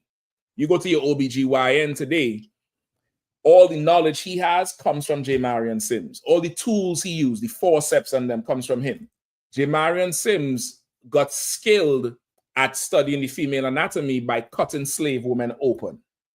Cut them open in the barns with no anesthesia. They said the screams from the barns would horrify the whole plantation, where the slaves wouldn't even work after that. Right? And there's a famous picture of J. Marion Sims and his is a painting actually of J. Marion Sims and his assistant with this sister who they're about to operate on, and she's sitting on a table. And she's looking, you know, like she's a willing participant. And they say that is so far from what really happened. And the picture was, you know, such a controversial thing. The author of the book was trying to put the picture on the front to show how evil they are for portraying the thing like it was nice when it wasn't. But Pfizer company, who also hired J. Marion Sims, they bought the picture and you have to get their rights to use it. The whole thing is a whole medical cover-up. That's why the cover of this book is like this. But the author wanted the picture on the book. Like, I put it up. Do I have to take it down? No, it's on the internet. You're not making no money from it. But if you have to use it, he didn't get the clearance to us it because he was going to expose everything about them. So you could fully understand why, why us as a people, we have a very healthy concern about these doctors. Now, the fear of it also comes from the life we live. You shouldn't be living that life so you wouldn't have no fear of nothing. The Lord would be with you. But brother, America is not clean. Let me get the rest of this Shabbat. All right. In fact, I think that's just about it. They was mad that this brother got up and walked out the damn hospital. They said they couldn't believe that this nigga who was supposed to die still has the strength to move on. Because they really wanted him dead. Go ahead. Like the last sentence, it was saying that they were disappointed because his injections was them. They never meant to treat him. No. They wanted to do the autopsy on the injections. They never meant to treat him. They never meant to treat him. All they wanted to do is study what was going on. In other words, they wasted the plutonium because they can't study. They can't do the autopsy on his body after. Hold on. This is what I wanted to get to here now. So they never recovered his body? Well, okay, he died about 8 years later. 8 years. But I think he moved somewhere else. Hold on. I could tell you for sure. Salakia, brother. He died. Let me see what it tells you. Hold up.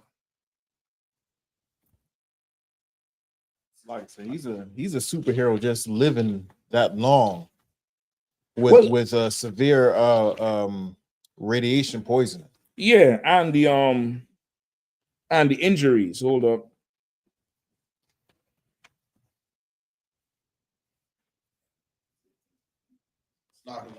Go ahead, come on. He had they said all his basically they was saying all his bones were broken, but being it was the legs and they had to they had to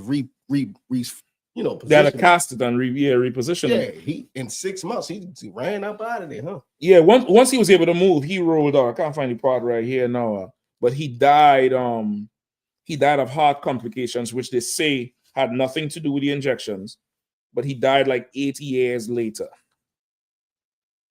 All right. He died like 8 years later. I believe in Chicago. I think he moved from wherever he was. Right? He died 8 years later. All right. Give me this here again, Shabbat. All right. This chapter here is infection and inequity. They say illness as a crime. So we're going to move to the section that says AIDS. All right. You got to skip a little bit for the point I want to make. Okay. So you could read this first 2002 all to here, and then let me know. I'll let you know where to take it from.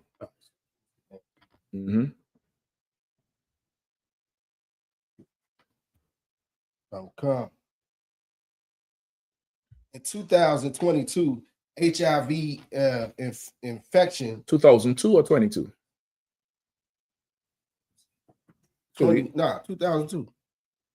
You sure you don't pass it to Bakwasha? No sweat. I said 2002. Right? You said 22. Oh yeah, it's a lot. Okay. All right. I'm just making sure. You have no radiation in your eyes or nothing, right? Go ahead. It's a lot. In 2002, HIV infection outstriped the Black Death as the single deadliest pandemic in recorded history.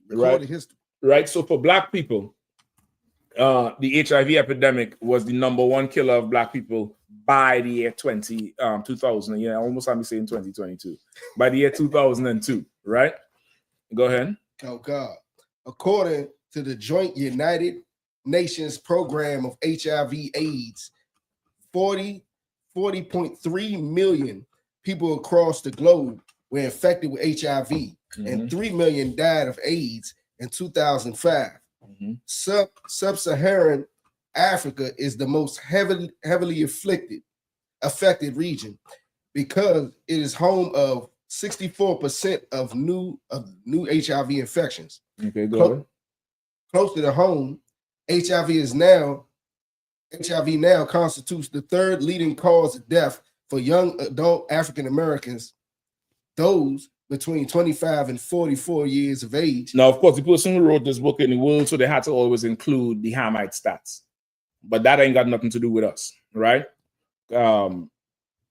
So they say closer to home, meaning in the Americas. How much percent? They said 30%. Go back. Closer to home. Closer to home. 64%. Read it, please. Closer to home. To 64% of new HIV infections. Read it one more time from the top.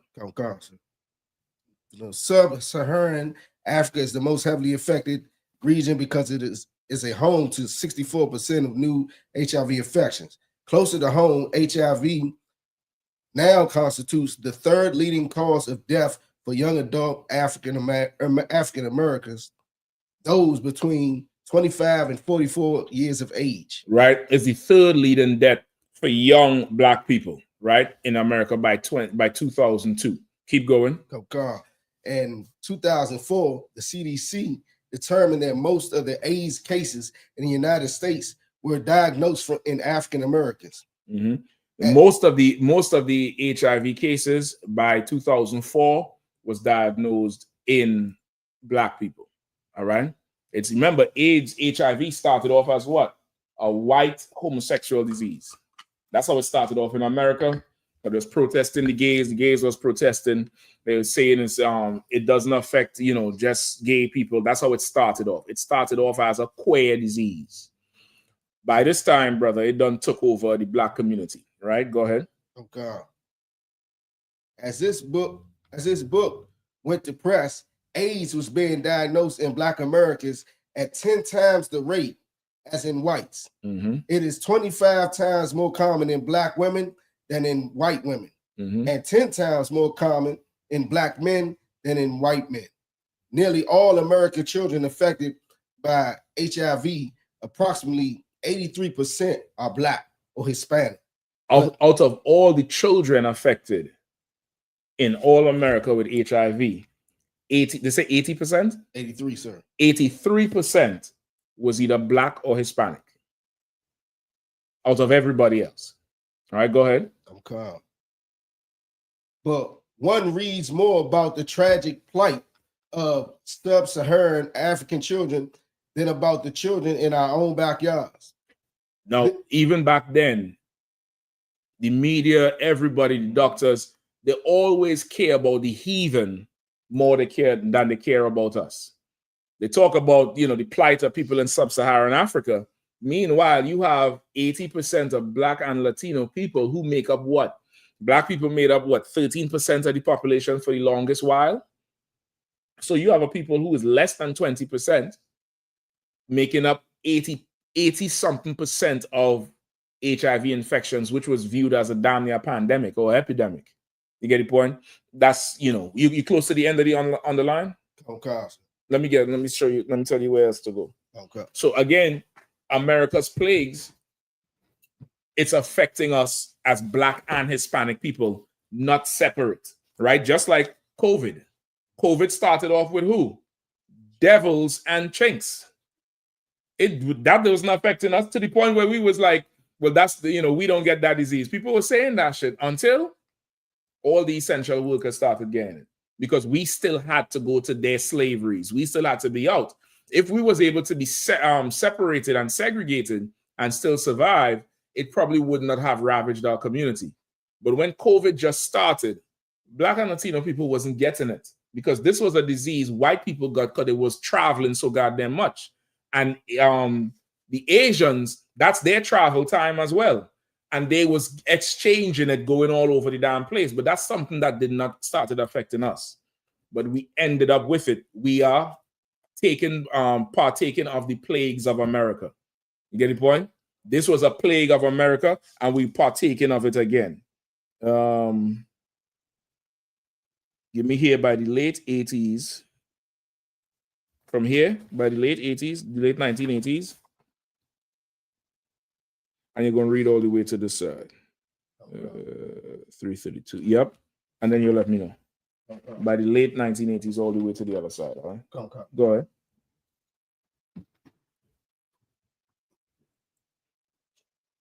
Right? So how is it that the disease knows to affect Black and Latino people at 80-something%, but the FDA says, you know, the Latinos are not Black?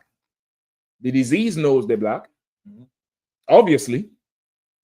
The disease knows, okay, these is the people we had. How come it wasn't 80% of the Arabs or 80% of the Hamites who's also been over here? How come it wasn't that? The Hamites in Sub-Saharan Africa was getting it. Why wasn't the Hamites here getting it? Why here it was Black and Latino children getting it? Because we're the same people. Go ahead. I always hear this. I don't know who said it, but I hear it all the time. So different people said it, but may the Lord let a plague loose that only affects them. Listen, we've been praying for it for the longest while. We've been praying for that thing for the longest while. Something to go into American Pie, some kind of baseball plague. Some old shit while they're fighting over that damn foul ball or that home run, and then just get the plague out. But it's coming. Go ahead. By the late 1980s, medical journals and news media referred to several cases of HIV infected. There was early and frequent references to innocent victims of AIDS, mm-hmm. which intimidated the existence of intimated, not intimidated. Intimated. Meaning like communicated then or suggested. Okay. Right? Go ahead. Which intimated the existence of other, presumably guilty victims. The innocent included infected children, such as Ryan White, and such sympathetic slow down. Just slow down. Take your time, man. Such sympathetic exemplars. Mm-hmm. Exemplars as Kimberly Berghaus.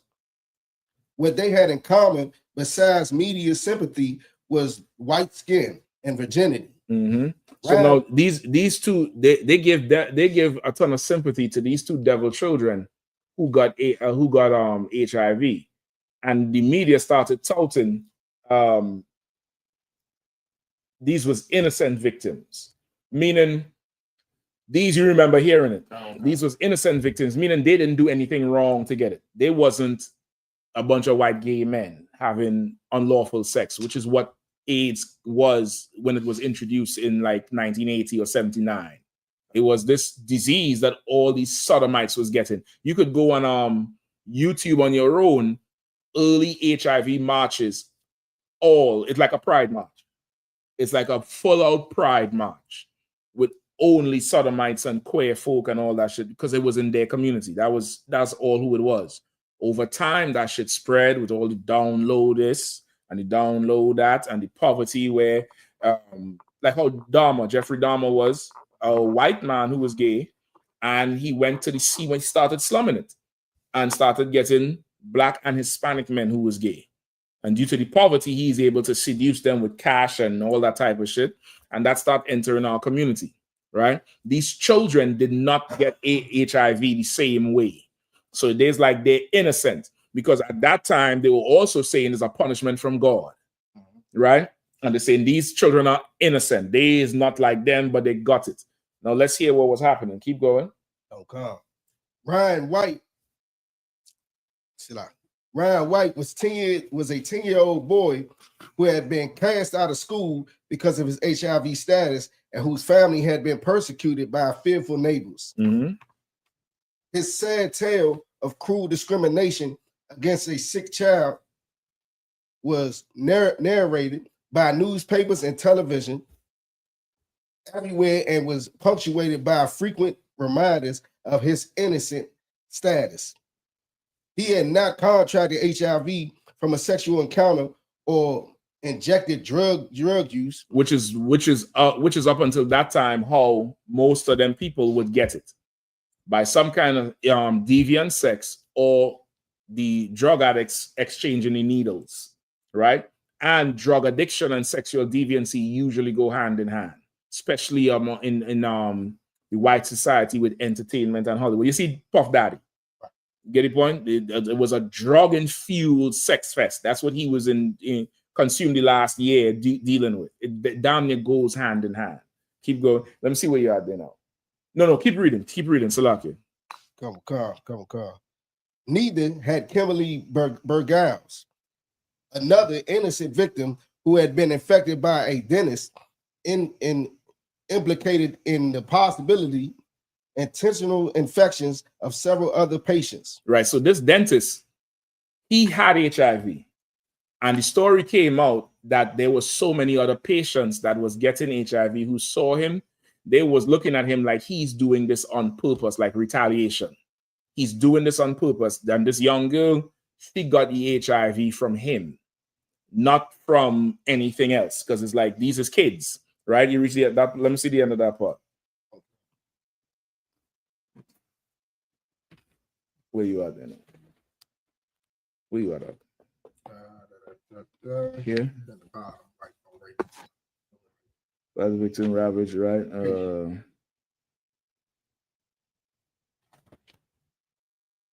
Right? Yeah, pick it up from here. But the demographics of HIV. Go ahead.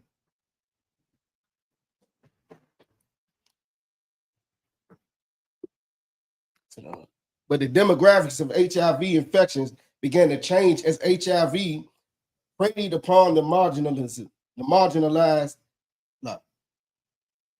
Preyed upon the marginalized, the Africans, and in this country, the poor. Right? So the demographics of HIV started changing. It started off with as a white problem, a white gay problem, then started affecting the kids. Then it started going to the marginalized, the poor, and black. Right? Go ahead. Okay. And black. Early newspaper stories of the shifting demographics were given little prominence. Neither were reports that the rural South was emerging as an epicenter of infection. Mm-hmm. But by 1997, a sea change had taken place, and news reports informed us that HIV affected a much larger percentage of blacks than whites. That it had become the chief killer among African Americans, and that most children with HIV were black and or Hispanic. First in the minds of many Americans, and finally in grim reality, as certified by CDC statistics, AIDS had become a black disease. So now they're saying by 1997, this disease that started off with white people was now a black and Hispanic problem, because they say the kids, majority of the kids that have it and that died from it was black and or Hispanic. And the CDC damn near did all but certify that this was a black disease. The CDC is telling you Black and Hispanic people are the same. This is now a Black disease. This is their problem. How are we now separate from Latinos? How is all of a sudden they didn't go through the same thing we went through when they went through the same thing there? We see in it. We see in that what we suffered, they suffered. What they suffered, we suffered. There's no they and we the same. We're Black. You get the point? And same thing, damn near the exact same thing happened with COVID. Damn near the exact thing happened with COVID. At first, this was a white problem. This was a rich white problem. And then you heard the term cold morbidity. You remember that term? Anybody who had cold morbidity, meaning what? You had other medical conditions that normally you could live with. You could have asthma, you might have chest problems, you might be diabetic, have high blood pressure. You get this COVID, you're going to die because of everything else. And they say Black and Latino people had a higher rate of cold morbidity than white people. That's where the whole thing coming with the healthcare. White people could afford better healthcare and they getting treated for regular problems and they could live. And Black people don't get treated for regular problems. So when this COVID come and put more stress on you, we die. Damn near the same thing because Blacks and Latinos are the same. Let me see. Go ahead. Let me see what you got in the meantime. I'm gonna have to read this one here for time's sake because we're running out of time. Go ahead. Now, whenever I talk to people about Latinos and us being the same and they disagree, I always bring up how, we're the ones getting, unalived in the street by the same people who's supposed to protect us. And look at the borders, they bring every other people over, but they hating on Latinos and Haitians, this and the third, like this, because they know we're the same people. They know it. Yep. But we don't know it. And this is just more proof, medically, they stated it, Yep. Saying. Yep. Medically, they know because they see us suffering really from the curses. Go ahead. It's a lot. The first one was called the Manhattan Project, what he was talking about, right? Well, okay, that was part of the Manhattan Project. The Manhattan Project was a greater project, I believe, dealing with the whole radioactivity. Look it up just to be specific. Go ahead, unless you know it, Bakwash. Manhattan Project was when they was developing the atomic bomb with Oppenheimer and all of them. So it's a whole radioactive program. But part of the shit was how long this shit is going to affect the human body, because they're going to weaponize the damn thing, which is what they studied with us. Well, Salaki, what was the one where they used the fenfluramine? The fenfluramine was something with kids. You read it first. I forget what it is. This is when they were studying, they were saying that violence was racial. Okay. They were saying the predisposition to be violent in young teenagers was a result of your race and who you come from. And if you had a brother or sister who was incarcerated, the younger sibling was more likely to be violent. And then they started studying behavioral techniques and shit like that. All right. Hold on. I think that might be it for this one. Let me give you another thing here. This is the same one we was in last week with hold on, there's another thing here with mentioning Latinos. I might have to skip it. All right.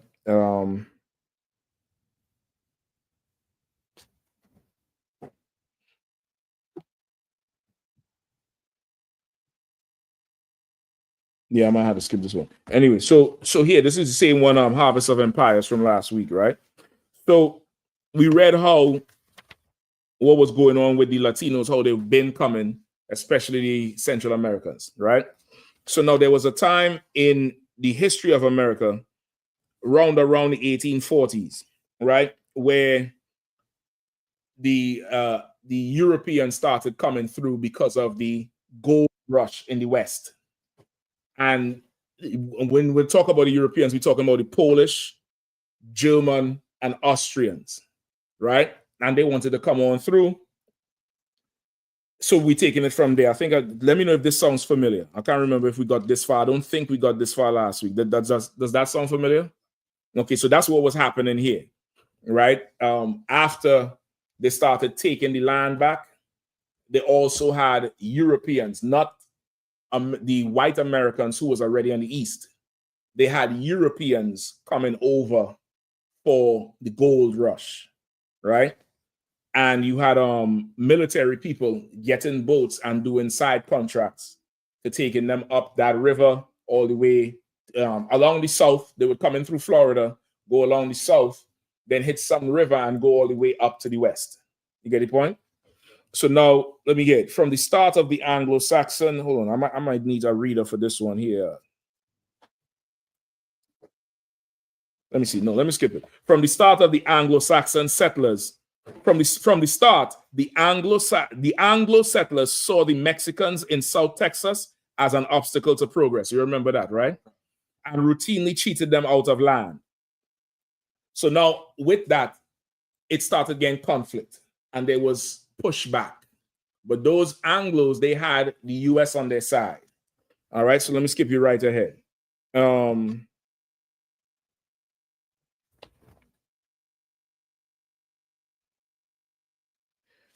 Mexicans who dared challenge the Anglo encroachment were often branded as bandits and outlaws. Not that they were bandits and outlaws, but they would challenge, no, this is my land. You can't take it. The report would be, these are outlaws. These are bandits, which is the theme for every Western movie. The outlaws. Bring that to today. Bad hombres. That's what Trump called the Latinos. They're just bad hombres, the super predators. They were branded as outlaws and bandits, right? The most famous bandit, quote unquote, of them all, Juan Cheno Cortina, was another Canales ancestor. In July 1959, Cortina, whose mother owned the Rancho del Carmen, shot a Bronxville marshal after witnessing him whip a drunken Mexican. Now, the FBA say how they didn't go through the same thing we did. And that's what people say. Mm-hmm. They say the Mexicans and them, they're not us, they didn't go through the same thing. He getting whipped here, you know? He getting whipped for being drunk. And who knows if he was even drunk. One brother, he said he ain't having that. He went and blew that sheriff the hell away. And a lot of this was happening back then, even amongst what? The slaves. There's a whole book called 100 Lynchings in America. I believe I have it somewhere if it's not in the camp equipment. And it's different reporters' accounts of 100 separate lynchings that happened in America. You should read it. Brother, damn near all of them started with some sharecropper bullshit where a family is sharecropping on some white man's land and he wanted more than the agreement. And because of that, he would show up and take more, and the father would have to defend the family, or the brothers would defend the family. You get the point? That's damn near all the lynchings. You get the point? Here they come in to take the land, and these brothers ain't having it. And the brother come and defend his family just like Negroes in America would defend theirs. There's no separation between the Latinos and so-called Black Americans or everybody else, right? He shot the marshal after witnessing him whip a drunken Mexican. He then rode in town with 50 followers, raised the Mexican flag, and shot to death the local jailer and 4 other whites who had been terrorizing Mexicans.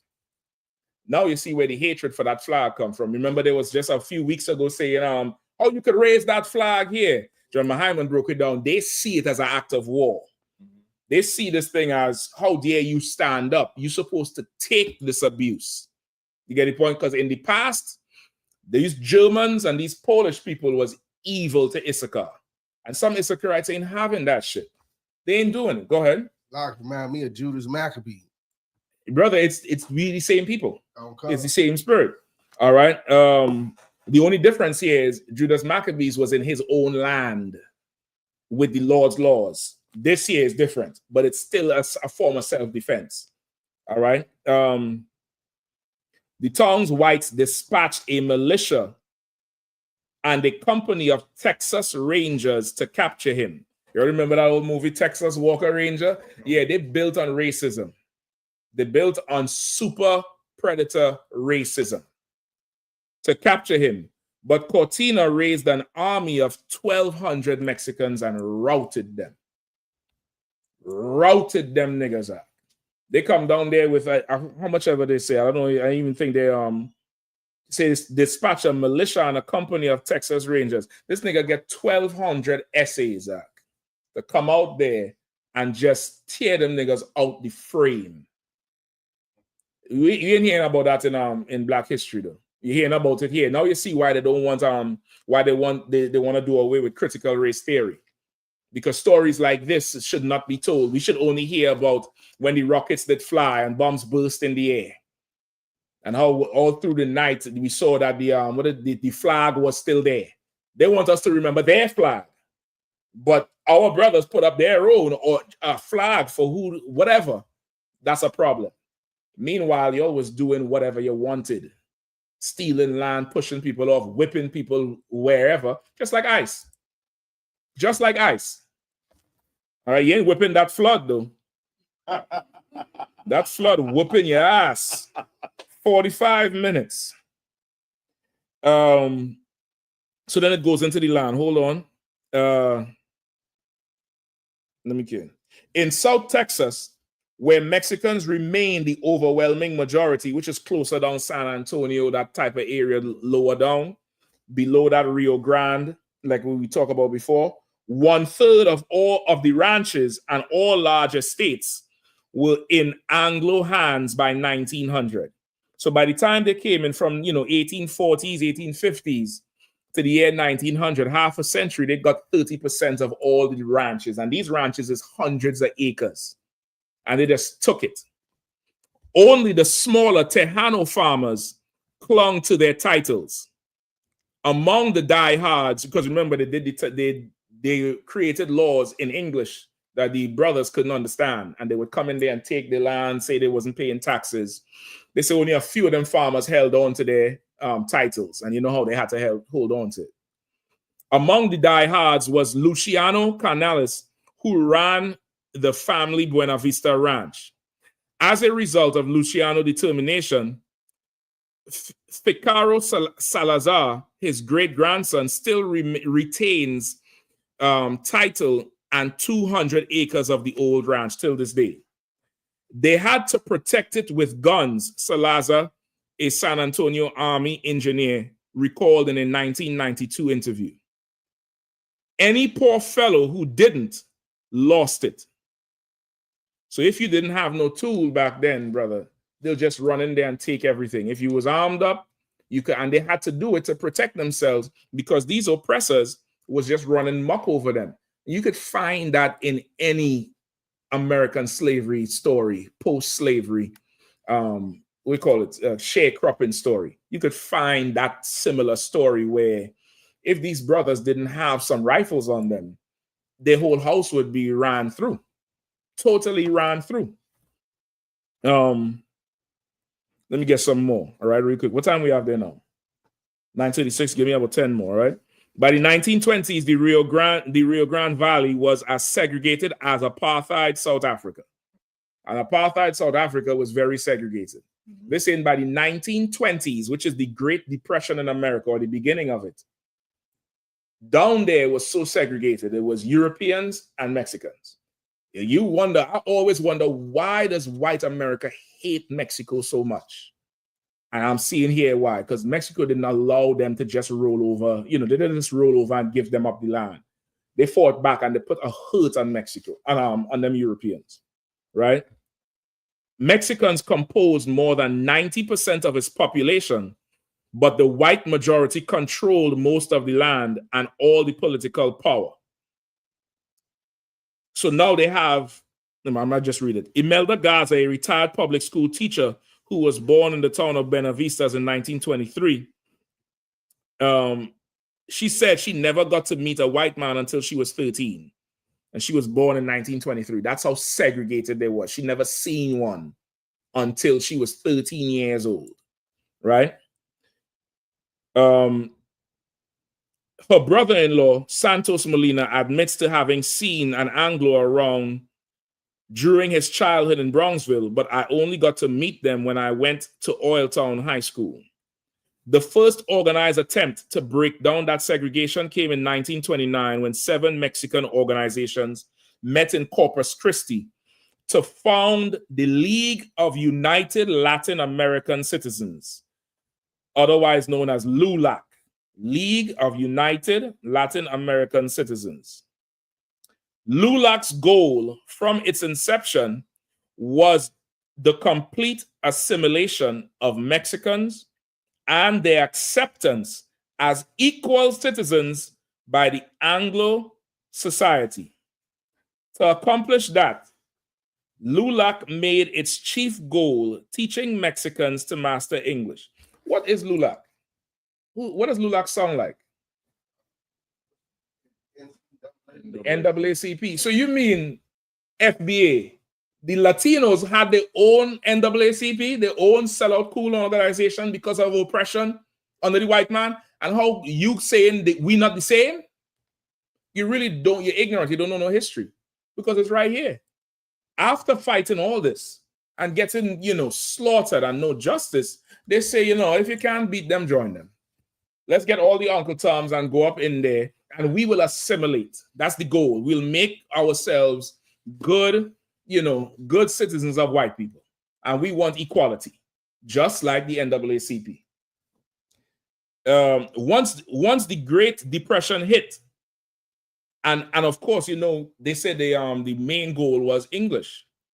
What's every white man every time he meets a Spanish-speaking Latino? Why can't he talk English? That trope been going on since the 1900s. It's a stab at them, right? Once the Great Depression hit and unemployment surged among whites, though not even Mexicans who spoke fluent English escaped the anti-immigration hysteria. I'm gonna read that one more time in case you didn't get it. Once the Great Depression hit and unemployment surged amongst whites, not even Mexicans who spoke fluent English escaped the anti-American hysteria. ICE is not new. This has been going on since back then. Soon as a little hard time hit, is these Mexicans, anti-immigrants. When all of them Germans and Polish and Italian people down there, they immigrants. They're not from there. These is people that was on the land for hundreds of years. You came and stole the land, and now you call them an immigrant. You need to have your head examined. Something's wrong with you. More than 500,000 were forcibly deported during the 1930s. What we're going through here is not, why you think they executed so good? This is not the first time. This ain't the first rodeo. They done did it before. And I guarantee you, if you do the research, there probably was some coon-ass group back then that was saying, we're not Mexicans too. And you would realize the white man is causing all that separation.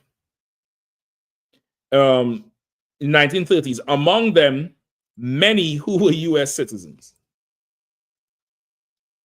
Crazy, right? It sounds like you're reading something from today.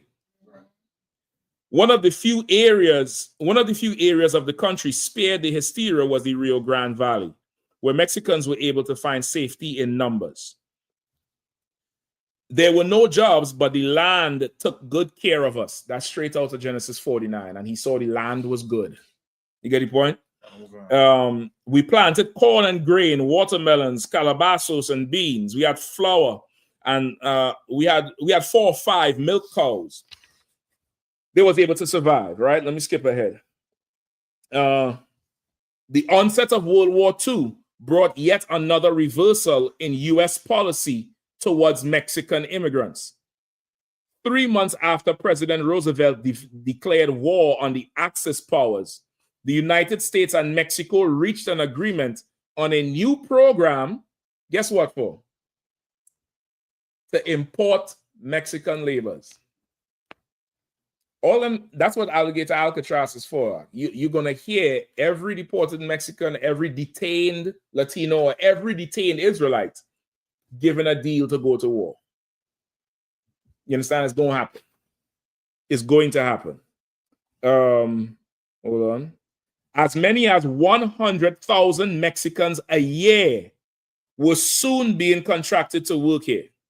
It was called the Bracero Program, and it would last in one form or another until 1965.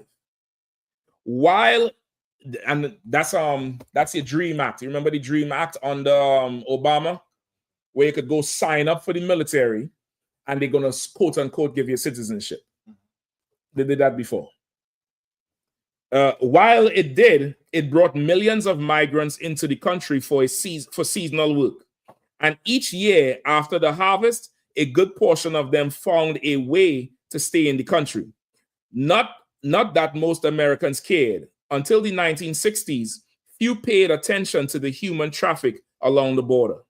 Least of all, the inhabitants of the area, for whom the international demarcation line was more a concoction of politicians in Washington than an everyday reality. Meaning, until the 1960s, that whole border and the whole idea of the border, it really wasn't a real thing. It became something the politicians made that you're crossing the border from that time onwards, right? But World War II did something else. It transformed the thinking of a whole generation of Mexican-American men who served in it. Come on. Like when you're talking about the the DREAM Act and going to the military to become a citizen, when I was in Poland, it was this there you go again. Like go ahead. It's like so there was a guy who was in war and then died, right? But his family, he was still Polish. His family was still in Poland. They had my detachment commander had to go and deliver the news that their son died, right? After that, a few months later, they had a memorial for him, and the governor of the lieutenant governor of Chicago or Illinois came over there and presented them with the flag and all that, and gave them citizenship. Because he died in war. See, they'll use you when they need you, but after that, it's not going to happen. Okay, so doing that with the Latinos. Exactly. Right, hold on. World War II did something else. It transformed the thinking of a whole generation of Mexican-American men who served in it, just as it did to Puerto Ricans. As many as 500,000 Mexican-Americans saw active duty in the U.S. Armed Forces, many in critical combat roles, and I ain't got to give the history on that, right? From Texas alone, 5 Mexicanos were awarded the Congressional Medal of Honor. In the Battle of Bataan, a quarter of the wounded were Mexican-American. 25% of a whole crew gave their life for you, and you turn around and act like they trash and pieces of shit. When the war ended, the Mexican-American veterans returned home to much of the same discrimination and racism they had left behind. Only this time, they refused to accept it. Man, just like every Negro who returned in uniform. How are we not the same? How are we driving a wedge between us? The FBA don't know what they're talking about, and every proud Negro out there have no idea. There's so much more, but for time's sake, I might just have to leave it or skip it. But there's many more. I probably could read some more next week. But brother, it tells you, it goes on to tell you from this, you had 2 sections that broke. One, that's where the Chicano's name come from. You see that how they say I'm Chicano? It comes from this area of Issacharites who could not cross that Rio Grande to where the white people were. The Issacharites who lived among them called them Chicanos. And those on the other side, they took the name, they adopted the name, like much like how the tribe of Judah adopted nigger, and they called themselves Chicanos. And they was the younger, more aggressive group, and they formed a whole political group, almost like the Black Panthers, almost like Malcolm X with the Muslims. And then there's a whole other group of the older generation that wasn't with all that aggressiveness, wanted peace. Just like Martin Luther King. They had the names in here and everything. The whole thing with the party and how one group attracted the youth more because they wasn't with that whole thing. They wanted to be separate and not equal. They wanted their own space. Then another group wanted to join in. We the same people. Go ahead, Art. I remember a brother was telling me in Houston, you said at one point in time, Chicanos were across the border, but after a while they were across the Rio Grande, not the border. Go ahead. But they adopted it and they were going by it. But he was telling me it was a difference between Latinos that were there right there in Texas and the ones across the border. They called themselves Chicanos on this side, and they called the ones who was over there that came over Vatos. Well, so then they develop another name for those who would come over. But at this time, this was like the ones, like the Americans, the Mexican Americans would have a name for the ones who not assimilated, and it was Chicanos, and they took the name for themselves, just like nigga. Like we the same people. There's no difference with us but a language, and we can't, continue to be separate and act like it's a difference. That ain't gonna help us in this time in here. Because the Lord ready to fight for us. You see that flood? That was an amazing flood. Give the Lord a hand for that shit. It's like that water come out of the earth. I don't even know what river broke for that water to come through. I don't even think New Orleans flood that fast. That shit broke records out. You know what I mean? We're gonna get some more of this next week. With that, pass the class over to priest and officer Shapata.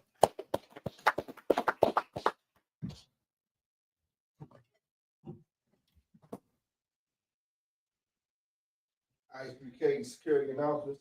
I.S.U.P.K out of Northwest 125th Street, Harlem, New York, and the Commander General Yahanna. For new brothers and sisters, when a new brother or sister comes to the school, they're all finished for 6 months. Salake, sir. Go ahead, if I may, right? Come on with it. I have two brothers in the room that I want to raise up tonight. Oh shit! Oh shit! Come on with it then. Let's go. Let's go. Can right? Of Sasha. Right. Stand up on the side. Of Samaikwa. Stand up on the side. Right. Right. You see them on the camera, right? Just kind of step back a little bit. Right.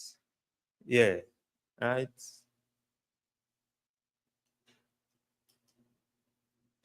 Right. Right. Yes, like yes, right. Tonight, Officer Shah will be, raised to Officer 1,000, right? First, I would like to say, the work that, Officer Shah has been putting in, since his time coming to the truth, right? He's our brother, he reliant, right? You could call him at any time, and he'd show up, right? So I know if you want to say anything on it, sir, this is my take, with Officer Shah in the work right now, sir.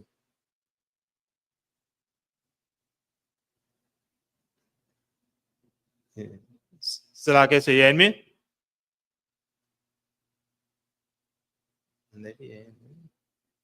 Yeah? Oh, maybe your audio is down. Oh, yeah. So like I say, you hear me now? I could hear you. I was hearing you all the time. Okay. Was you hearing me? Last, I didn't hear you, sir. Okay, yeah, I echo your same sentiments. Are very, very consistent, brother. Always there, always available, and that's the best ability to have in the truth. The best ability to have is availability. It will supersede everything else. It will supersede everything else. What sense it make it could fly if he ain't there? You get the point?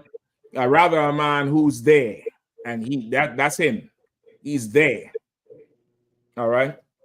Right. And the next officer that is going to be raised up is Officer Maikwa, who will be raised up to Officer 1,000. Right. There again, you go. Right. Again, you know, make sure they over, on the big one. right. Over the time period, you know, Officer Maikwa coming up in the truth, you know, he be very consistent, you know, and especially with detail. You know, he's a brother, real detail. And, you know, in everything that he do, you know, he do it. And as we said, as we go back and you read the scriptures, you know, when instructions was given out to men, you know, to carry out certain duties and to get it done, you know, this brother, you know, I can, you know, depend on him, especially with things like that, sir. So that is my take on it, sir. Just like Hebrew Academy with that deliver the scroll. He get an order to go handle something. And this brother he come right back with the thing handled and with a report and, you know, with something of substance. He put meat on the table. He go out and he get it and he go slay whatever. And he comes back and puts it on the desk, which is good, which is a good trait to have.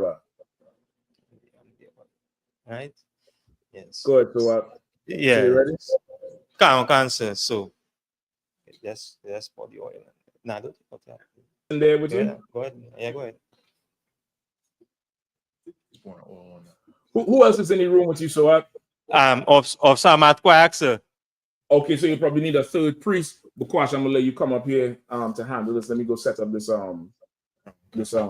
tree line. I'm gonna need 2 seconds to set this up. And you'll do the in fact I'll just go ahead and do it. Ain't no sweat. I'm up here with them. Go ahead. So I'm gonna have you no Bukwash, you do it. So you have the anointing prayer?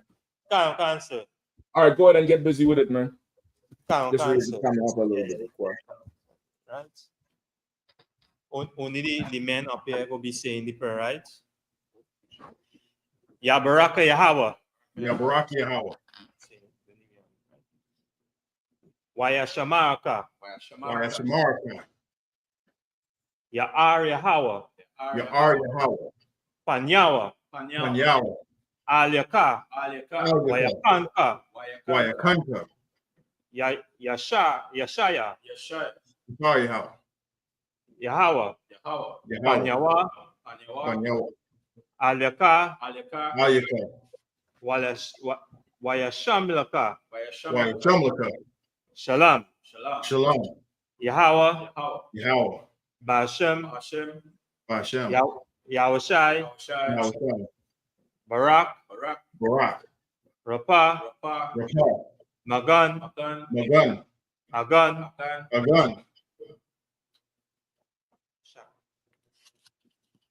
Shabanyanyan. Shah.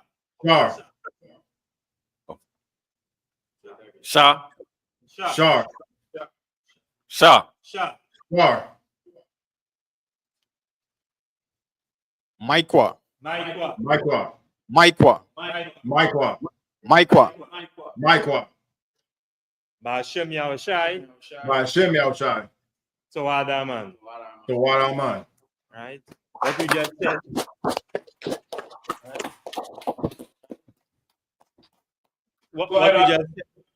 What we just said here in English. Yahweh bless thee and keep thee. Yahweh make thy face shine upon thee and be gracious on thee. Yahweh lift up his countenance upon thee and give thee peace. Yahweh, in the name of Yahushai, bless, heal, shield, protect. So that's it. Congratulations, Matthew. You're doing good work. Y'all keep doing. Go find 10 more men. 10 more men like that. You're gonna be straight, man. Come here, Shala. Congratulations again. Congratulations again, Afro. All did well. Shapat, just for the time, let's just do the salute, all right? Okay. With that, I said, my name is Mr. Stan. We're going to courtesy salute to the teacher. Man of Israel, Madam Shabbat.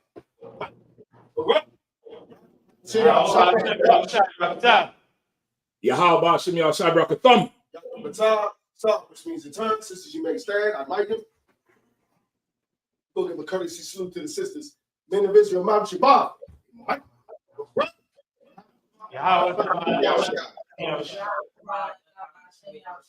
Now your Matah, class is Smith.